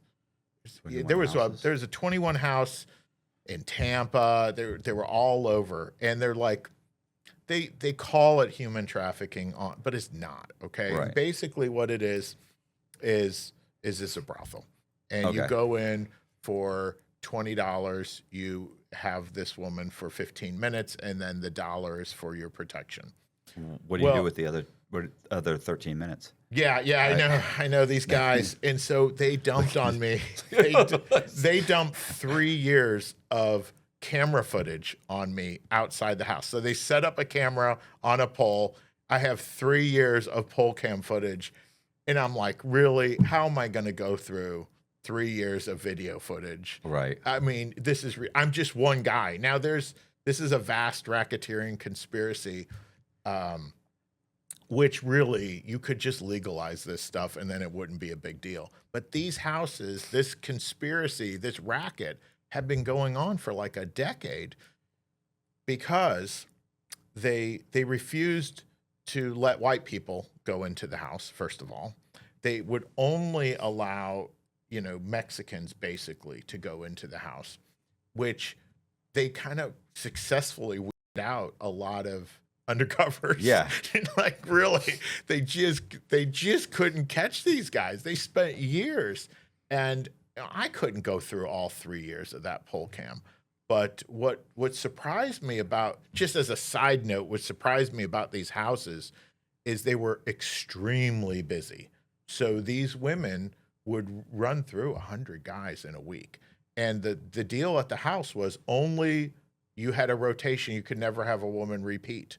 So they had a different woman every week. And that's what kept the guys coming back, like the weekly special. They would get bored with the same girl, right? And this was a racket that had been going on forever. And eventually they were able to put a stop to it. And I mean, just boatloads of people went down on this. But I was surprised at how long they could, number one, I was surprised at how long they could get away with this. They would always buy a house in a poor neighborhood, Mm-hmm. and the people in the poor neighborhood, like, I'm not going to interfere. Whatever's going on Yeah, over they don't. there. They mind their own business. They're not gonna Yes, like complain. nobody called. You literally have 15 strange dudes going to the back door all day, every day, and nobody called it in. And they wanted, on the news, they wanted to call it human trafficking. But I had all the discovery, and these women were begging to get in this house. They made a lot of money. They Right. got tips, things of that sort. And the 15 minutes was well enforced. Like the guy would come bang on the door and say, I need another however many dollars, or otherwise get the hell out. They had like bouncers. Right. But And they're not being held there against their will. no, they couldn't prove that. They Right. had to kind of get rid of those allegations. But it made for nice, sensational news course. that these women are stuck in this house. In the meantime, they were begging to come back. And also trusting the juries is a tough thing. And I know I can get into disputes with other defense attorneys about this, but I lack a lot of trust in random Floridians. I love Florida, but you're going to pick 6 to 12 randoms, and they're going to decide your fate. And I remember a good friend of mine had to go to trial on a case where, and I watched some of it because it was interesting to me, and he had supposedly pistol whipped his wife, and they were in a bitter divorce. And he's like, dude, I have never done this. No, I'm totally innocent. Now, mind you, in Florida, it's mandatory prison. It's like aggravated battery with a firearm. Right. It's not that you shot the projectile, but it is that you hit the person with it. So he is racking up years and years of prison for this supposed domestic thing. He is totally innocent. He's like, I'm not doing prison. Then they did how about probation? I'm not doing probation. How about 1 month of probation on a misdemeanor? He's like, I'm innocent. I'm not doing 1 month of probation on a misdemeanor. Goes to trial. He gets 45 years prison. 45 years. I think the dude is still in prison to this day. And he could have had a month of probation on a misdemeanor. Now, when you get into these he said, she said situations, you have to be real careful about, okay, you're innocent. I totally get that. But Right. this is a lot of risk you're taking. And I I side 45 on years for pistol whipping his wife. There clearly were no married men on that jury. right. Because, Well, I mean- the state might have picked a good jury for sure. And sometimes, you just have believability in a he said, she said. And Florida law is just very harsh on some things when it comes to firearms. Right. And that was a manipulation, I think, of the intent of that crime. So it is what it is. I don't trust. If it were up to me, I would be like, hey, dude, please. I mean, really, don't roll the dice with these randoms. Your life is, I'm happy that you're innocent. Yeah, But and that's come great. on. Yeah, you can tell everybody that Yeah. while you're out, Yeah. or you can spend the next 45 years in prison telling everybody you're innocent. Like, which one do you want to do? Yeah, exactly. And I know A misdemeanor? they offered a misdemeanor Take a 1 month probation. I'll take the misdemeanor. What are we talking about here? It's a I misdemeanor. was hovering around that case, and I think because he was in a nasty divorce, he was not wanting to give her the edge. Like, this was the edge that she needed in the nasty divorce, was this crime. But still, it is a lot of risk. People, you can believe that they'll just believe you sometimes, and there's not a lot of evidence. And there was a wacky case in Osceola, which I handle Osceola too, and your editor may have to edit this out, but I'm just going to tell you how wacky the case was. So, at the hospitals, you come in pregnant and you deliver, they do this DNA test, and the DNA test came back that They automatically do a DNA test now? when they don't know who the father is, Oh, like okay. sometimes so it came back incest, right? I don't know if you could say that, but it came back that this They're related. 18-year-old had relations with somebody related. Now, the backstory was that It is dad, Florida. yeah, exactly. This is what you like look at the news, you go, oh my God, it's Florida. Yeah. Oh my God, it's always Florida. And this dad was out of her life. He was in prison her whole life. Dad gets out of prison when she's like a teenager, and she moves in with cool dad. And apparently this relation happens and a kid pops out. Now, the case gets dismissed because she goes to court and she says, my dad is a drug addict, and while he was asleep, I had relations with him, and out pops this kid, right? Now, the judge did exactly what you're saying. The judge is like, I don't believe this, but all the evidence we have Right. is that this was not consensual. And dad said that too. Dad was like, I never knew that I drink a lot and I do drugs a lot and I'm passed out a lot. I never knew I didn't have relations with my daughter. And they dismissed the case. It goes up on appeal. And this was a crazy decision to me. The appellate court overturned it and said, we don't believe the victim. We don't believe the victim. And you can continue pressing charges against this guy, which is like, It's very strange. it's a very it's like strange situation. I mean, I feel like if anybody has the right to press charges, it's the victim. If the victim's not saying she wants to press charges, then and the victim is telling a story. And again, maybe it wasn't true. How do you win that at trial anyway? Like, she's not going to cooperate. I mean, he took prison time when he lost the appeal. He got his trial, they dismissed the charges, and then the state appealed. That's another thing. State always appeals. They got all the appellate court money. They got all the appellate lawyers. Right. Every time something goes wrong for them, it gets appealed. My clients can't always afford to just appeal every little decision. But I think that dismissal should have stood. It was unbelievable, but this is Florida. Crazy stuff happens in Florida. You have to accept the crazy. If this is what the woman's saying, and they literally said, we don't believe you. We're going to throw your dad in prison, even though you both have the same story. There's no video. There's no evidence that this was consensual. So what are you going to do? It's Florida. I was thinking about that conversation with in Norway that I had with my cousin, who's like, look at this light tone. So I went to Norway for I'm Norwegian, Okay. for a family reunion, and we're eating at this table. There's 200 people there. And, there's a blonde, very attractive blonde that keeps looking at me. This is when I was young and attractive. And so we keep glancing at each other. And this is a horrible thing. Right. But we're glancing at it. And her mother even leans into her and says, "Stop flirting with your American cousin." Like, we don't know how, and we don't really know how we're related. Yeah. So we end up going later, and she didn't speak great English, which is way better than my Norwegian. So we go and we talk, and she's like, "How are we?" I was like, "I have no idea." She's, "Let's find out." So we go up to the chart. Your, Olga's, great grandson is, for, Uled, the Norwegian names, which are ridiculous. And so we go all the way, and she's like, "So that makes you my," she's like, "fourth cousin?" Like that. And I went, and I said, "That doesn't make us shit." I said, "I'm from Florida." I said, "We marry our first cousins." Yeah. Yeah, that's right. Just if she died laughing, and we were just both laughing. But that makes me think of gosh, what was it? It was Wolf of Wall Street, where the guy is married. He was married to like his first cousin or second cousin. Oh yeah. Did you ever see that? No. It's in the Wolf of Wall Street. Like his wife is like his second cousin or something. Mm-hmm. It's insanity. But yeah, Florida's it's an interesting place.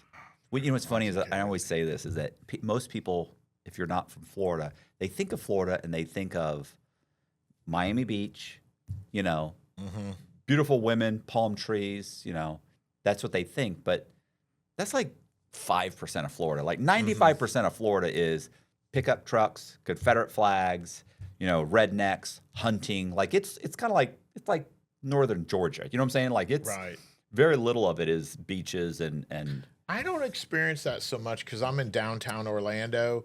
So downtown Orlando is its own pocket of something different than that. I don't think I've seen a Confederate flag in downtown Orlando. Are you kidding? Ever. Listen, there is a 60. No, is it 100 foot? It's like a 100 foot by 80 foot Confederate flag that flies on 75 every day, and it's on this 200-foot pole, and you drive by, and it's blowing in the wind. Yeah. And and we live in Wesley Chapel, which is actually a very nice little kind of like I like suburb. it. I go to this place called Saddlebrook because I play a little tennis. Yes. Okay. And that's in Wesley Chapel. I think. And good tennis over there. They're building a ton of not little, they're huge subdivisions. But even then, as they grow and grow, I mean, we even now we drive to our house, we're driving by cow pastures, there's cows, there's, you're driving and there's, and still I'd say 50% of the vehicles are still pickup trucks and SUVs. And then there's, Okeechobee, there's all these little tiny towns in the middle of nowhere, and there's just tons of it's pickup trucks and it's gun, which I have a problem with. But it's very much kind of like it's like living in Georgia or South Carolina or something. It's the South. It's the South. It's Do you have like repeat clients? I do have repeat clients. That's for sure. And sometimes the repeat, you can screen them for repeating. So if they're sitting where you're sitting, what do you mean? Yeah, like if they blame themselves for what happened, like I screwed up, I shouldn't have done this, they're not going to probably be a repeat client. But if they blame their stupid girlfriend for putting that gun in the car, if they blame, she spent a lot of money and I was behind on the rent and I had to, if they're blaming everybody else, I'm like, well, you haven't accepted responsibility. You're probably coming back. But, I had a car ring case several years ago, and I thought it was pretty brilliant. And it basically got broken up from, Hell Hath No Fury, like Sam Kinison, like what you were saying, because what they were doing was they were buying salvage cars, and up north, there were certain states that would sell them a car to give them the title, and they'd find a Range Rover that was totaled. Recently. They drove it off the lot and it's totaled. So it's still a 2026 Range Rover. They get the VIN number and then they just go steal that they just go steal that Range Rover. Right. And then they'd swap them out. They'd swap everything out. And they had been doing this forever. It's great. It's a good one. It really is a good one. As long as you can find, these states that will just give you title to the totaled car with the VIN number and everything, well, they could just go do the rest. But there was a nasty breakup, and the girlfriend knew what my client was up to. And this is so many times, like, you wouldn't have gotten caught, but you effed around and found out. Right. And that's how they got caught, was just a breakup. She just said, I'm calling the cops. I'm going to call the police and tell them what you're doing.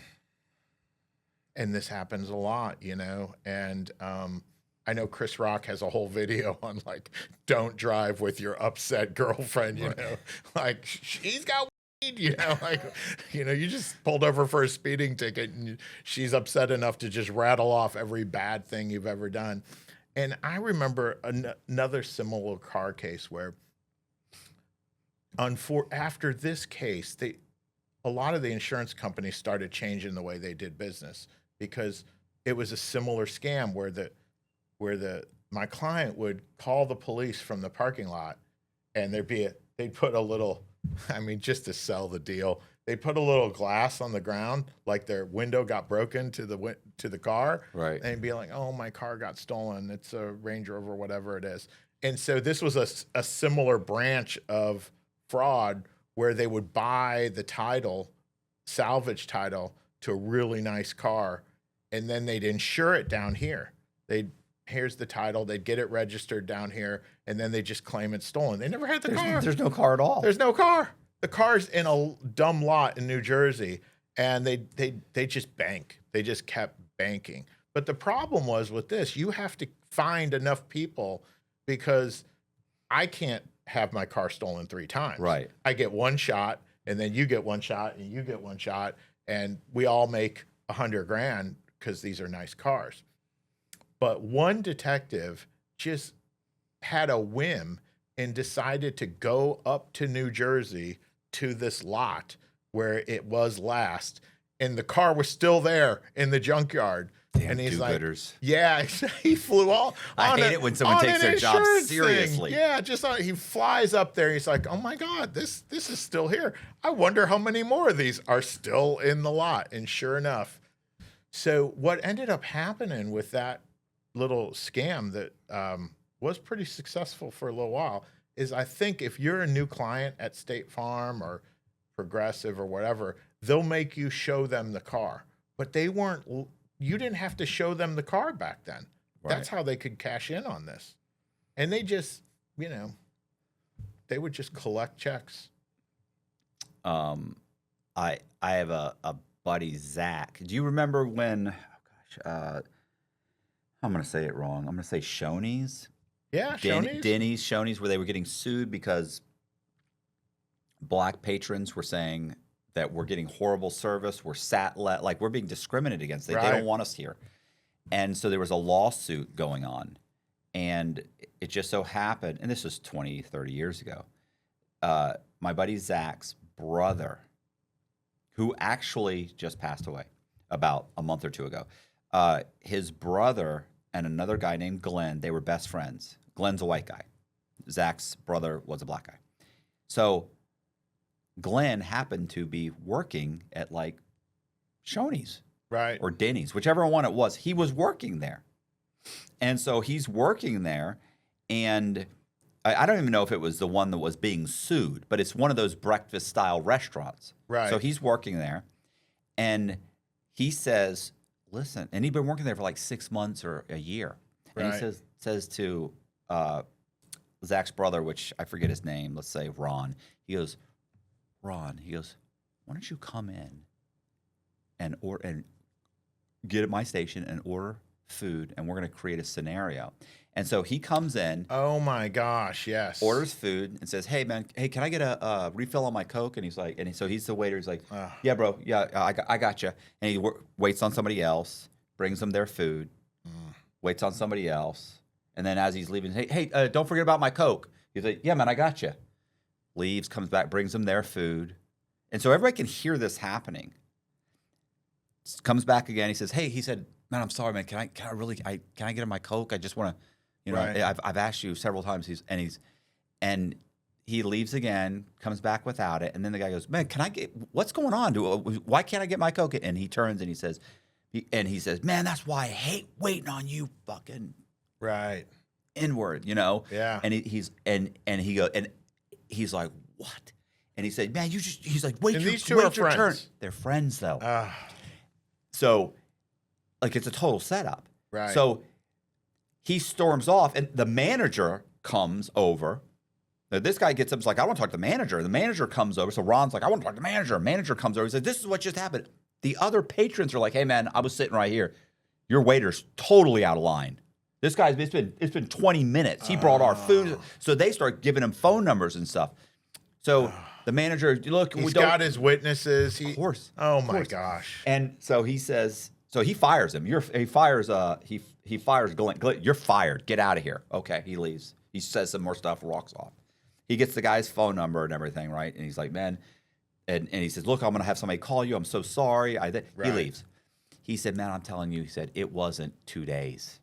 It may have Right. been that day." They get a phone call from a lawyer offering him like $80,000. Something ridiculous, like 50,000, whatever it was. Like it was immediate. So let's say it's 40,000. Like it was immediate. It was so egregious. They were Right. so concerned about it. Gosh. Then of course because they don't want him to be a lawyer, right? Right. And they also know what's going, the environment. This is not something we want. And of course they're not thinking Glenn because Glenn's been working there for a year. Right. So you don't work somewhere for a year, and the lawsuit had just come up 6 months ago. He Like, did make a lot more money with that. Yeah. so he gets, and like I said, this is 25, 30 years ago, right? This was back in like Right. the 90s when this was happening. I think I was in college. So that happens. They get paid.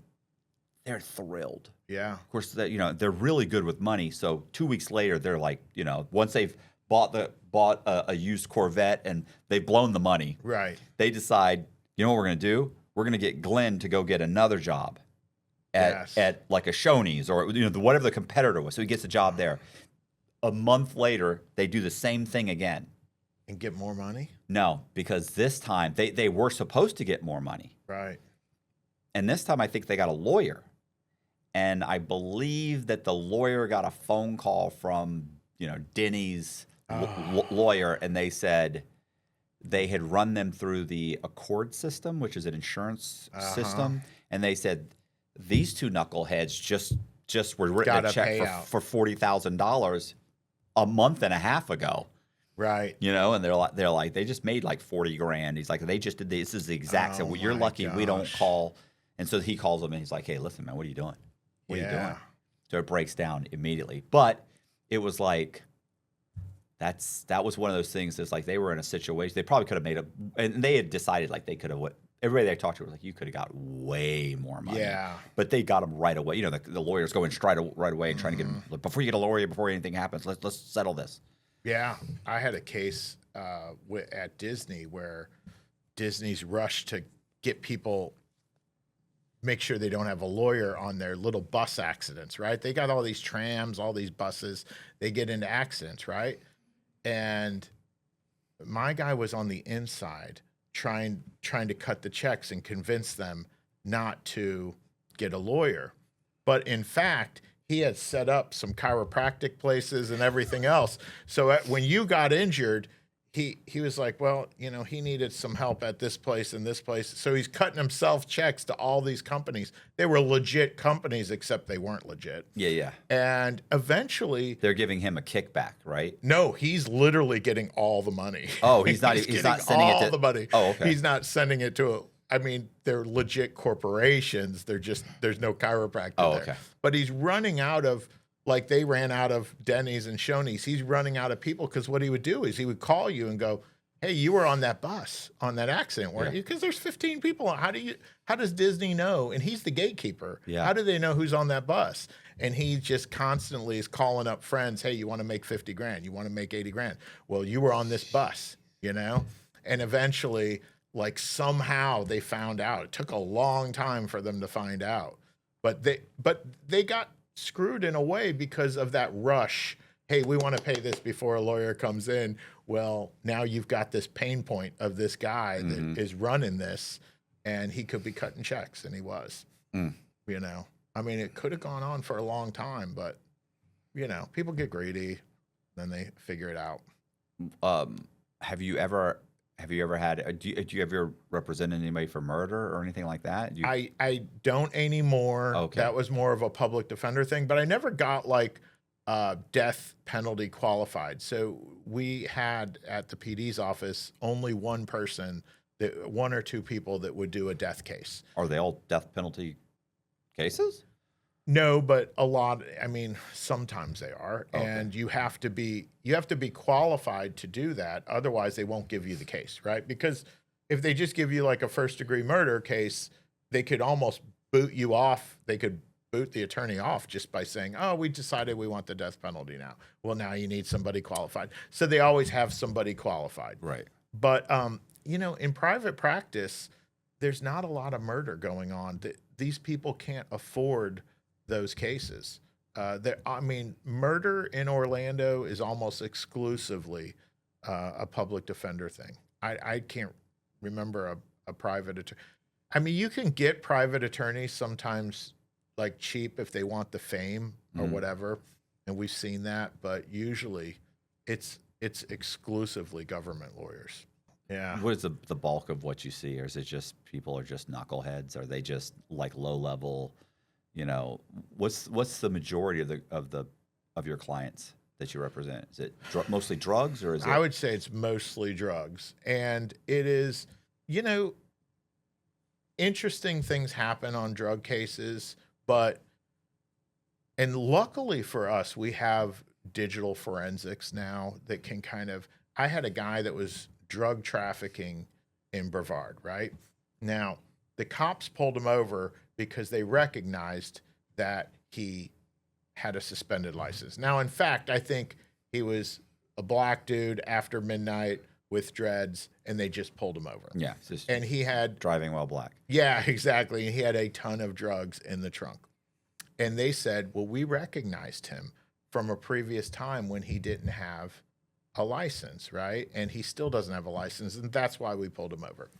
Lucky for us, we have this thing that the cops do. It's called a David system, driver assisted, whatever. So they can ID, because the cop was like, oh yeah, I ID'd him through David and it said he had a suspended license. Well, we went to Tallahassee and his login information, that cop's login to the David system was like 20 minutes after the stop. Right. He did not check to see if that dude's license was suspended. So I was so happy. I'm like, we are getting this thing thrown out. Congratulations, your 25-year man has gone away because this cop lied about why he was pulling you over. My client was very excited. He was so excited that he went out and drug trafficked again before I could get that dismissed. Yes. And this time, they actually legally pulled him over. So, I mean, I can't save people from themselves. But the digital forensics sometimes bites the cops in the ass in terms of, you said you ran this name. Tallahassee says you didn't run the name. Tallahassee says you didn't do this. We've got the printouts, you know, we've got the data. So. And then, but nothing ever happens to those cops when they, like, nothing happened. Like, it's not like they're like, the district attorney says, hey, we're going to charge you for lying on a police report or for fabricating.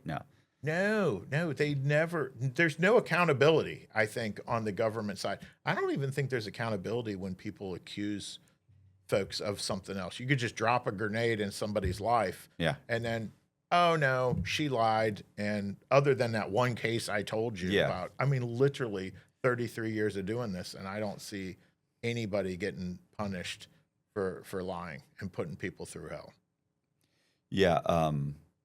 U.S. attorneys, the stuff that I've seen and the transcripts I've read and the things that they say, it's just it's like they're just allowed to just do or say absolutely anything they want.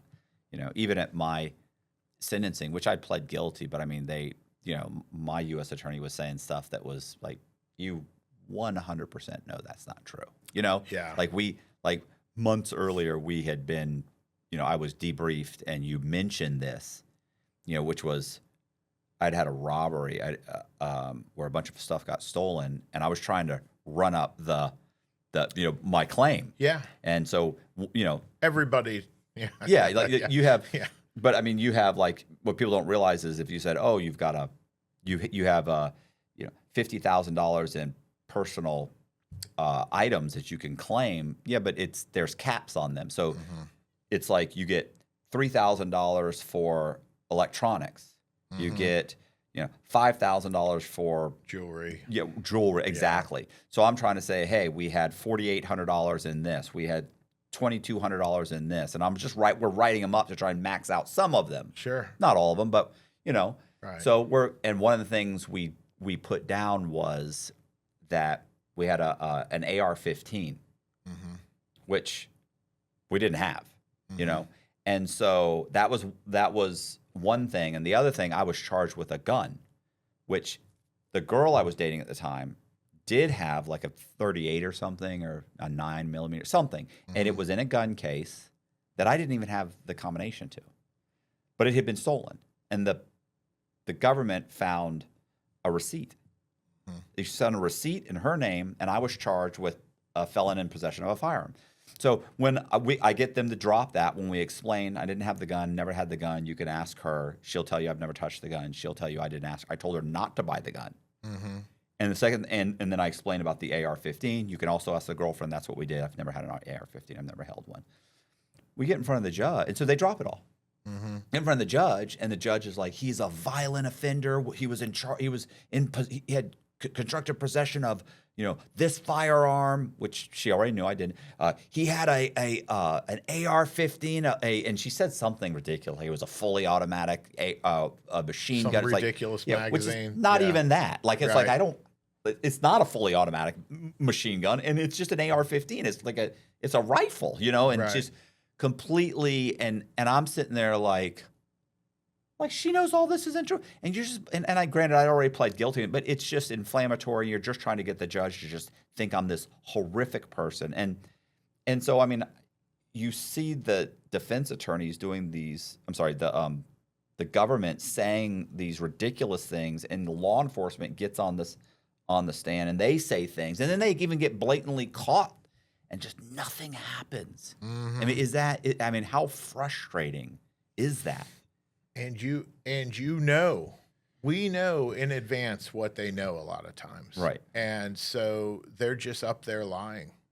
They're up there lying. I had a motion to dismiss recently on just a domestic battery situation. And I know that the victim, the alleged victim, purported victim, had called the state attorney and said, I'm out of town. I can't make it to the motion. Motion set for 8:30. And an honest prosecutor would have been like, Judge, I know this person isn't coming. We'll call the hallways. So they call the hallways for their witness at 8:30. He's not there. Oh, well, let's give him a few minutes. We had to wait till 10:30 to finally acknowledge that this person wasn't coming. That prosecutor knew the whole time that person wasn't coming. That prosecutor was told that person was not coming, but he sat there and made me wait. It's those little things. Like, they know stuff, and yet they'll just dig and, jerk you around, jerk my clients around. It's difficult. They have all the power, all the guns, all the money. They really do. People don't realize that. And that's why that one guy I was telling you about, you're innocent. This is a big debate with folks. You're innocent, but you really want to go to trial and risk what these people are going to lie about? Right. Okay. I'm here for you. I'll do it. We win some of them. But, man, if my life were on the line, I'd take the misdemeanor and the probation. Oh, yeah. And you can imagine in the position I'm in, I always say, listen, if the DEA came and grabbed me right now and brought me downtown and said, we've got you on a, 5-kilo conspiracy of, powder, and I've never even seen it. I've never even seen, ever. You wouldn't know what. Right. I wouldn't know what it was. I wouldn't know. And I've never seen. And they said, yeah, we've got you, and you're done. I would say, well, can I get a deal? Like, I know I can't go to trial. We're so cynical. Yeah, right? I already know. We're so cynical. I know I'm done. Yeah. Can I do 5 years? I mean, Yeah. we both know I don't know about this, and I'm not going to argue that because I know you'll get me. But what can I get? What's the deal I get? Because I know I'm just done. If you go to trial, then I already know they got 4 guys that are going to say I was there at the deal. Yeah. I'm done. It's over. I'm going to get 20 years. Can I get 5? What can we do here? Yeah, and I know I had a client years ago, and he was accused of abusing somebody underage, and he didn't do it, but Right. he was like, you know what? I'll take a couple years because otherwise the minimum it's like some ridiculous, decades in prison. And so when you get out, they want to give you counseling, right? Because, you have this problem, you did this thing, you need counseling. I get it. You do need counseling, except he didn't do it. So they now he make has to you pretend. What's that? Now he has to pretend. No, Oh. they have an innocence polygraph. They make you take a polygraph for your innocence, right? And he passed these innocence polygraphs. So if you pass the innocence polygraph, and I think there's a technical term for it, and I just don't know what it is, he didn't have to do the counseling. He passed that stuff with flying colors, but he took prison time. He took a couple of years. I think it might have been 5, rather than do a ridiculous amount of time. And, they're not treated well in prison. No. But 5 beats 30. Yeah. And, some of these people are very convincing in what they say, Right. but they're lying.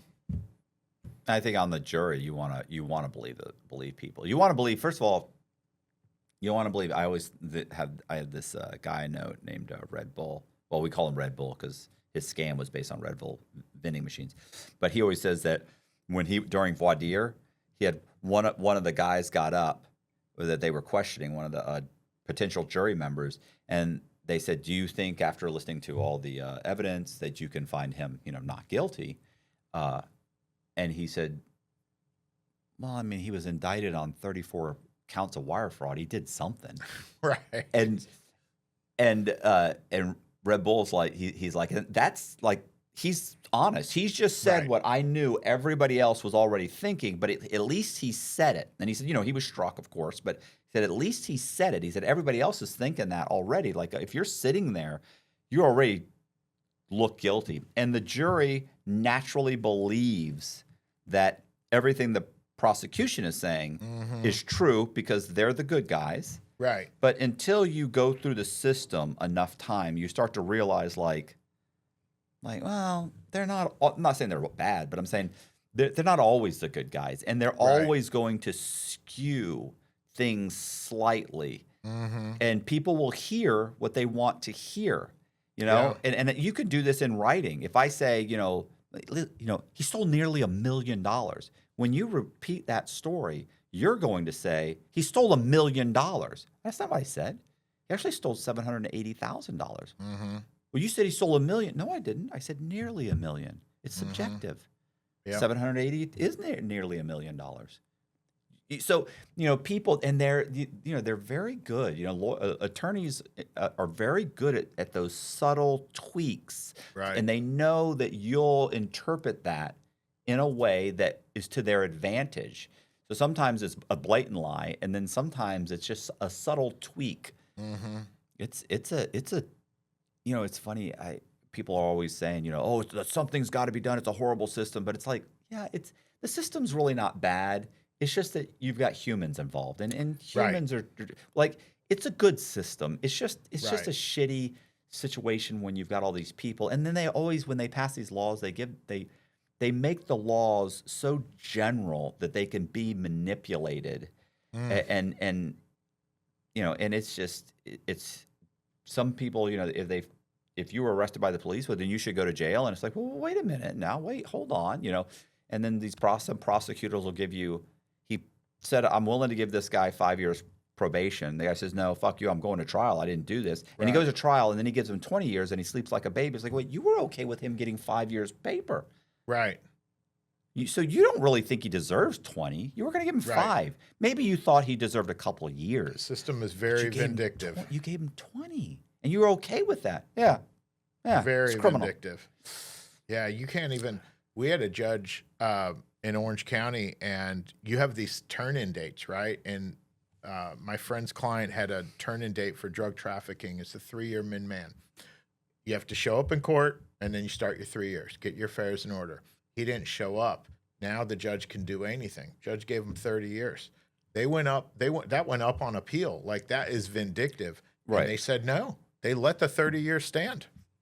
Are you serious? They usually let the 30 usually years. they say no. We'll give him resentence him. Right. I always love when in the federal system they'll say he has to be. You can't do that. He'll be resentenced, and they send him back to a different judge. No, in the federal system they send him to the same judge. Wow. You have to prove that the judge is doing this out of spite for some reason, and then eventually they will send him to a different judge. Yeah. Because a lot of judges, they'll go back to be resentenced, and they'll go, okay, 10 years. Right. And no, let's say they gave him 10 years. No, it's out of the guidelines. It's too much. You can't give him 10 years. Oh, okay. You have to resent, and they don't say what. You have to be. Guy leaves, comes back, and he goes, okay, well, I'm hereby resentenced you to 120 months. They go, what? Your Honor, that's 10 years, right? The appellate court said you had to resentence him. I just did. Right. He's been resentenced. Wow. Then they go back and they come back with another. So you now have to wait another 18 months. Right. Maybe if you're in prison, you might be doing it yourself. You might be paying a lawyer. You go back, then they go back and they say, you think now they're going to give him another judge. No, they'll send him back and say, no, he's going back, but you have to sentence him within the guidelines. Right. And then he'll go, okay, you get the top end of the guidelines, 41 months. Right. Do you see what I'm saying? It's like, what are you doing? I have a buddy that's currently locked up. So I can't even, I'm not even going to bore you with what a knucklehead this guy is. Right. But, and my wife doesn't understand this, but you go to prison, and there are some people that make your stay easier. Does that make sense? Like it's you're surrounded by just by these people that you're just like, I don't like any of these people. Like I shouldn't be in this situation, but there's one or two people that you're like, this is the guy that makes me laugh. He's funny. I can talk to and you get this bond. Right. And so as a result of that, I have a soft spot for this guy. Right. He's just doing a long stint then, because you've been out a while. Right. It's funny. This is funny. We used to, I've told this before, but at that point I had 26-year sentence, right? I got my sentence cut twice. But I had 26 years at that time. We were both in the medium security prison, and he had 16 years, I think. And so the other day, I'm sorry. So one day he tells me, he says, bro, I had the weirdest dream the other day. Like you were calling me, and I was outside and you were inside, and I was trying to hit 5 to accept the call, and it wouldn't go through, and I really needed to talk to you. And I go, hey, I have a question. I go, how come in your dreams? I said, I'm always in prison. And he goes, bro, you got 26 years. Like, you're going to be in prison. And when I get out. And I was like, damn, I got out 6 months before he did. So, I ended up getting out 6 months before. And we end up, just by coincidence, living 4 or 5 miles away from each other. Wow. And I'd been out 6 months, and then he got out. And so he got out, and one day I got a phone call from a guy who said, hey, listen, do you know a guy named Isaac Allen? I went, yeah, why? He goes, he's here. He's at my buddy's house. And I was like, are you serious? He goes, yeah. He's here with an ankle monitor. He went to the halfway house, came to stay here with his brother. And he's like, and I said, oh, where were you? And he said, oh, and I ended up saying I knew a guy who was a Coleman. He's like, I was a Coleman at one point. Yeah, what's his name? He said, Matt Cox. And I was like, I know him. And he's like, that's my buddy. So called me. But since then he's got out for a while, went back to prison. Right. On another small, they're always fraud charges. Went back for a fraud charge, did about a year, got out. And then was out maybe a year, back to prison. Right. Another set of fraud charges, which is where he is right now. I got you. He's sitting in the jail, specifically, going to go to trial. Right. Now, keep in mind, even if he's sentenced to the felony, he's already done the time for it. Right. But he's going to trial to beat the felony. Here's the reason. If he takes the felony, he's telling him they're telling him time served. Time served. Take the felony, time served. He's like, no, I'm going to trial to beat the felony. And they're like, why? His lawyers are like, why? He's like, because he said, I'll take time served and misdemeanor because he's on federal probation. So if he goes back in front of his judge with another felony, he's going to give him, I think he can give him like 38 months or something. Oh, yeah. And he said, or worse. Actually, that's not true. I think he can get him like 28 months, something like that. Well, he knows exactly what he can give him. Right. He can give me this much. He said, but here's my fear is that the judge gives me another 5 years of paper. And the reason he's concerned about that is his judge, everybody says their judge hates him. Right. Judge does not like him. Right. So he's like, my fear is he'll give me like 5 years, and then he'll let me have to go through the process of appealing it, and he'll drag it out, and I'll end up doing 2 or 3 years on something that I've already did a year for in the state. Yep. So he's like, but if it's a misdemeanor, he doesn't have a choice but to he's locked in. Yeah, it's not a technical, or it's a technical violation. All he can do is say, we're putting you back on probation. Right. And his probation was basically up. He had like a month left. So he'd be like, I'd be done in a month. Did they give him the misdemeanor? We're waiting. Wow. He hasn't gone. He's still, I think he's going back to court. Is it March 3rd? Yeah. Wow.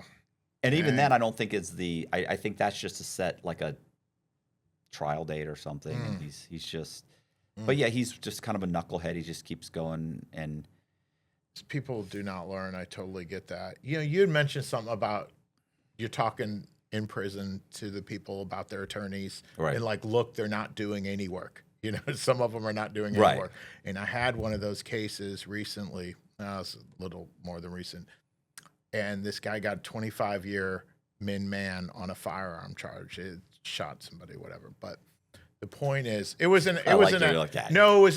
like grazed his ear, and it was an accidental discharge. Maybe he's a bad shot. Yeah, no, it really was. And anyway, so he hired a private attorney. Now, the private attorney goes to see him at the Orange County Jail when he gets the money up front. 2 years go by, and he never sees this guy, never hears from him. The family's begging. 2 years he's sitting in jail waiting for trial.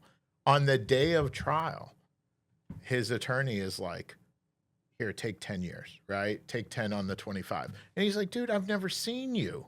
I saw you 2 years ago. Like, really? Now you want 10 years? Like, you... And he says no, and he goes to trial, and he gets 25. Oh, God. So I get called in. In Florida, we call it a 3850, which is an ineffective assistance to counsel. 2255. Is that what it is in federal? Okay. And so what this attorney had done was, we have this thing called youthful offender in Florida. And if you're 21 or younger, you can get this special sentence. You don't have to get the firearm mandatory that somebody got shot. You can get like 6 years max. He let that birth date go by. While he was in there, he just let it fly by. And so by the time he went to see him on trial day, now fortunately, I got that guy out of his 25 years. It took many years, and at the trial level, the judge denied my 3850. We had to go back up to the appellate court and say, "Come on, don't deny us. Let us have a full hearing." And eventually, we had a full hearing. But I'm telling you, you hit the nail on the head. Some of these attorneys he got paid very good money on a big case up front on a very big case, and never talked to the guy for 2 years. I mean, it's just such a scumbag move. Oh, and it happens though. And it's sad. The other thing is like, how can the judge deny you when it's like, this is very clear. It's pretty, Your Honor. I know. It's clear. He didn't know anything. He just got a nice chunk got 25 grand up front the day of. He's trying to convince him to, like, he never did any work. This guy's ineffective without a doubt. There's no way you can say he even attempted to mount a decent defense for this guy. Right. And the judges are like, nope. Yeah. Yeah, the whole system is just kind of rigged. Like, next case. Yeah, well, you're jaded, like you said. We're not gonna deal with it. You know, some in Orange County. Have you ever heard of these conviction integrity units? I know it's an American thing, right? But I don't know if it's still around. But Orange County had a conviction integrity unit where they were going back and looking at stuff in making a determination as to whether or not that person really was innocent. And then if they were, the prosecutors would get them out. You know, nice. I don't think it happened very I often. was going to say. But it was like a nice press release. It was a nice thing. I don't think. But It sounds good, yeah. Yeah, but they did do, you remember the Oxy craze? With, and, you know, in Florida, it was like a 25-year min-man, 15-year min-man for just a bottle of them because they were so heavy. Yeah. The pills were so heavy. So I worked on this case where this gal got 20. I didn't do the case, but she got 25 years, and she basically just got set up, you know, standard setup. Mm-hmm. She's a nurse. She had pain. She's not a drug dealer, just a nurse with pain, and so she was acquiring pills. Well, I got in on one of those integrity situations. We got this new prosecutor in Orange County. Her name was Aramis Ayala. She was good. She was a public defender, and she ran for a state attorney, and she got it. And she went back, and she came to some of the private attorneys. She's like, you know, some of these 25-year min-mans are not fair. Mm-hmm. And she called it the Pill Project. And I got a couple girls out that were serving 25, like within 4 or 5 years. And because she just thought about it, she's like, let's go through our records. Who got screwed on those 25s? Right. And we're going to get them out. And she did. I wish there was more of that because that's a waste of money to have, you know, those people in for 25. Yeah. Well, I mean, I think most of the drug things is like, these sentences they're draconian, right? Like you've heard they're outrageous. It's like, come on, you could put these people in a program. How many drug treatment? Nice drug treatment programs. You could put these guys through 5 or 6, 10 different drug treatment programs for half the money it's going to cost to lock these guys up. Like it's just stupid. Like, but you know, whatever. Nobody's asking my opinion. You know, I've already said you could basically drop the budget for the prisons for 70% and dump half of that money into education and the other half into drug rehabs, and you'd probably get a hell of a lot further than you're getting with the mass incarceration. And all the crimes that those folks are committing to acquire their drugs, you're getting rid of those crimes too. Right. You know, it's not just the possessions, it's the theft and some of the other crap that's going on. And you and I both know drugs don't enhance harmony. There's more fighting, there's more violence. So you get the treatment in, you're actually lessening all sorts of crime. Yeah. Yeah. They ain't going to do it. Yeah. Nobody cares. No. Nobody cares what we think. I was thinking, did you ever read the book by John Grisham, The Innocent Man? No. I don't know if at that time, it was the only true or only nonfiction book he'd ever written. Oh, it was nonfiction. It was only one at that. He may have written more since then, but at that time, it was one of the things which killed me was the entire time this guy who had sex with this woman who was a prostitute. The prosecutors there was DNA. Mm-hmm. There was DNA, but at that time I don't think they could test it for anything more than, let's say, blood or something, whatever. Right. Or it was close to his match or something along those lines. Right. So like the entire time during the trial where he's saying, yes, I know her. Yes, I've slept with her, but I did not sleep with her that night, nor months. It had been months, and of course she'd been, the person had left. She'd been attacked, left DNA inside of her, and she was murdered. Mm-hmm. So he's saying I didn't do this, and he's on death row. So, so finally, the Innocence Project comes in, and this guy's waiting to be executed, and always saying didn't do it, went to trial, the whole thing. Innocent Project comes in, and they can test DNA.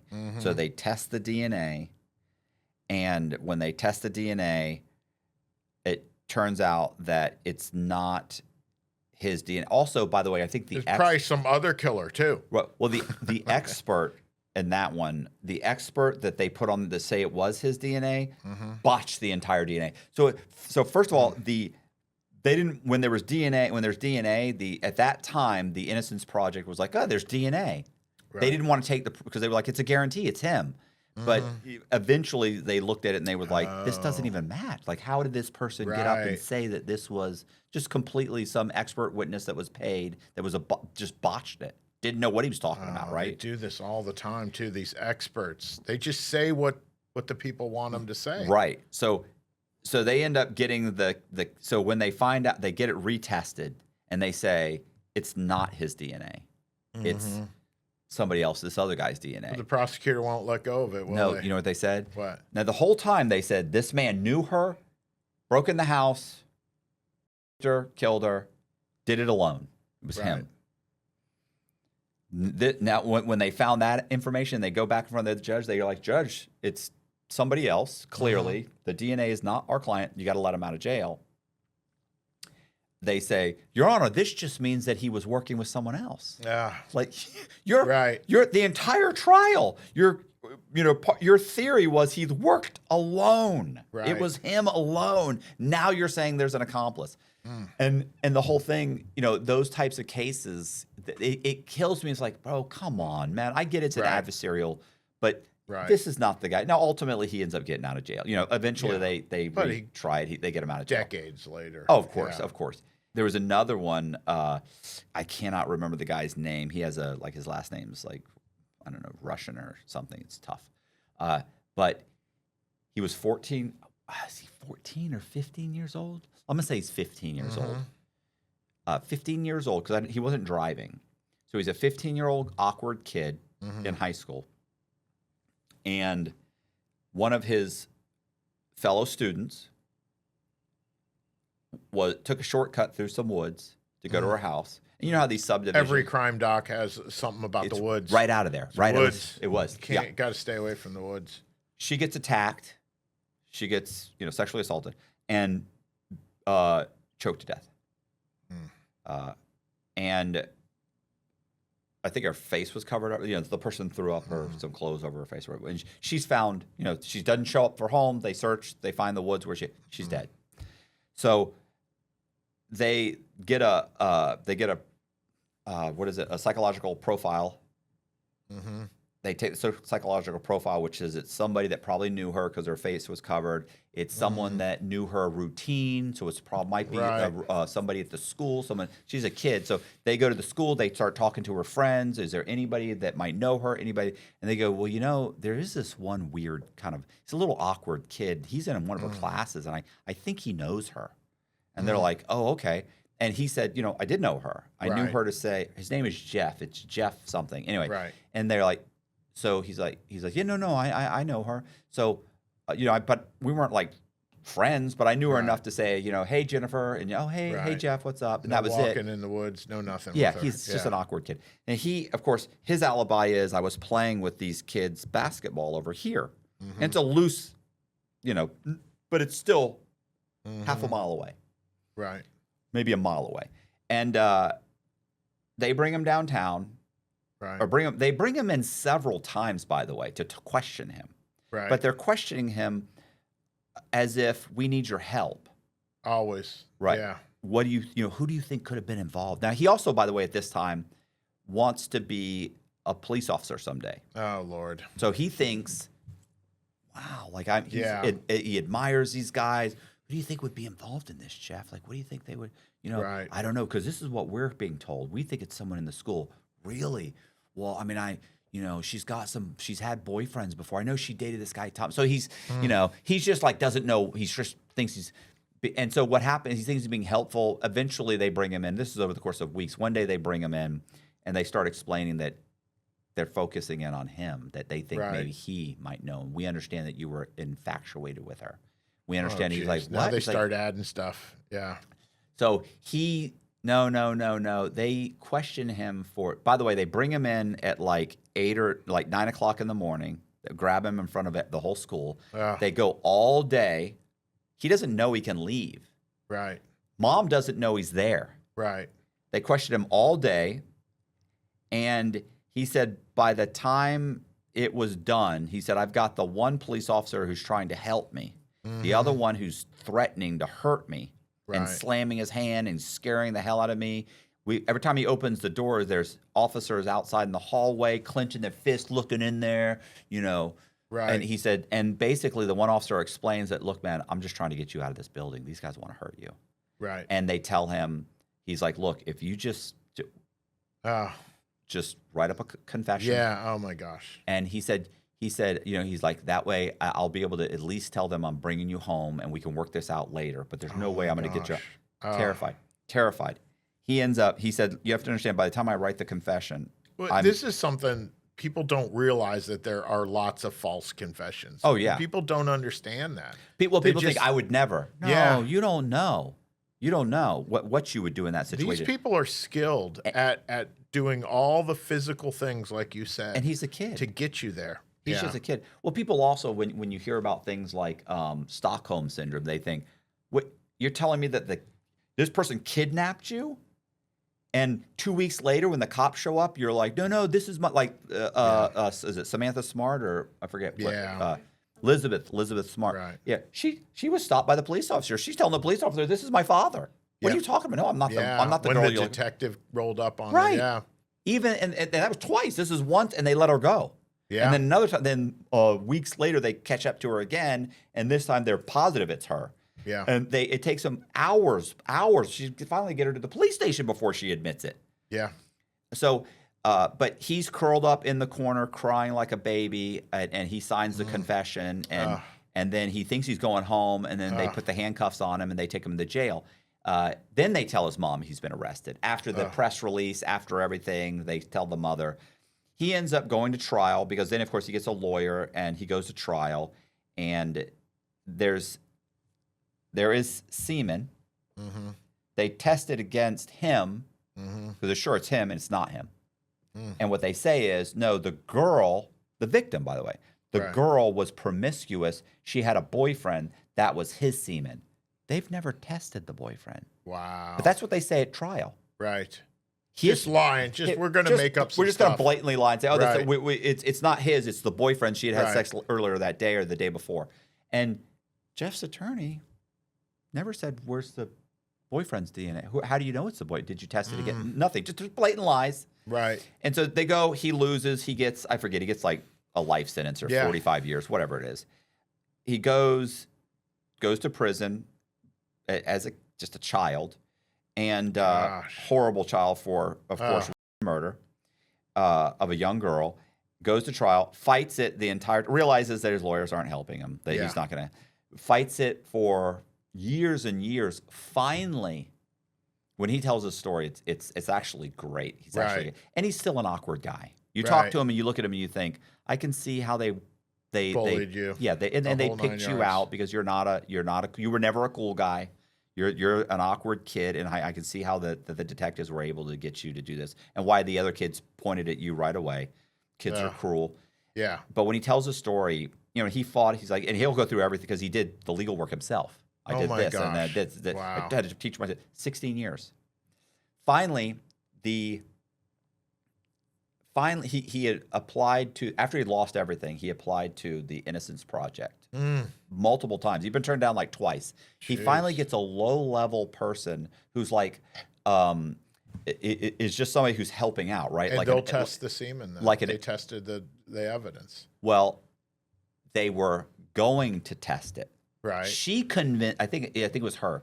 I think it's a woman, like an intern, convinces them to test this. It's expensive. It's cheap now, but it was expensive then. It was $15,000. Like, we're not dumping $15,000 into this. Right. Guys lost every appeal. They got boxes full of people that are writing to them saying, right. Finally, they're supposed to test it. The testing is going to be done, and they'll have it back within 90 days or something. Okay. So he's sitting there, and he said, I'm, waiting. And he said, one day the guards are like, hey, man, you got to visit.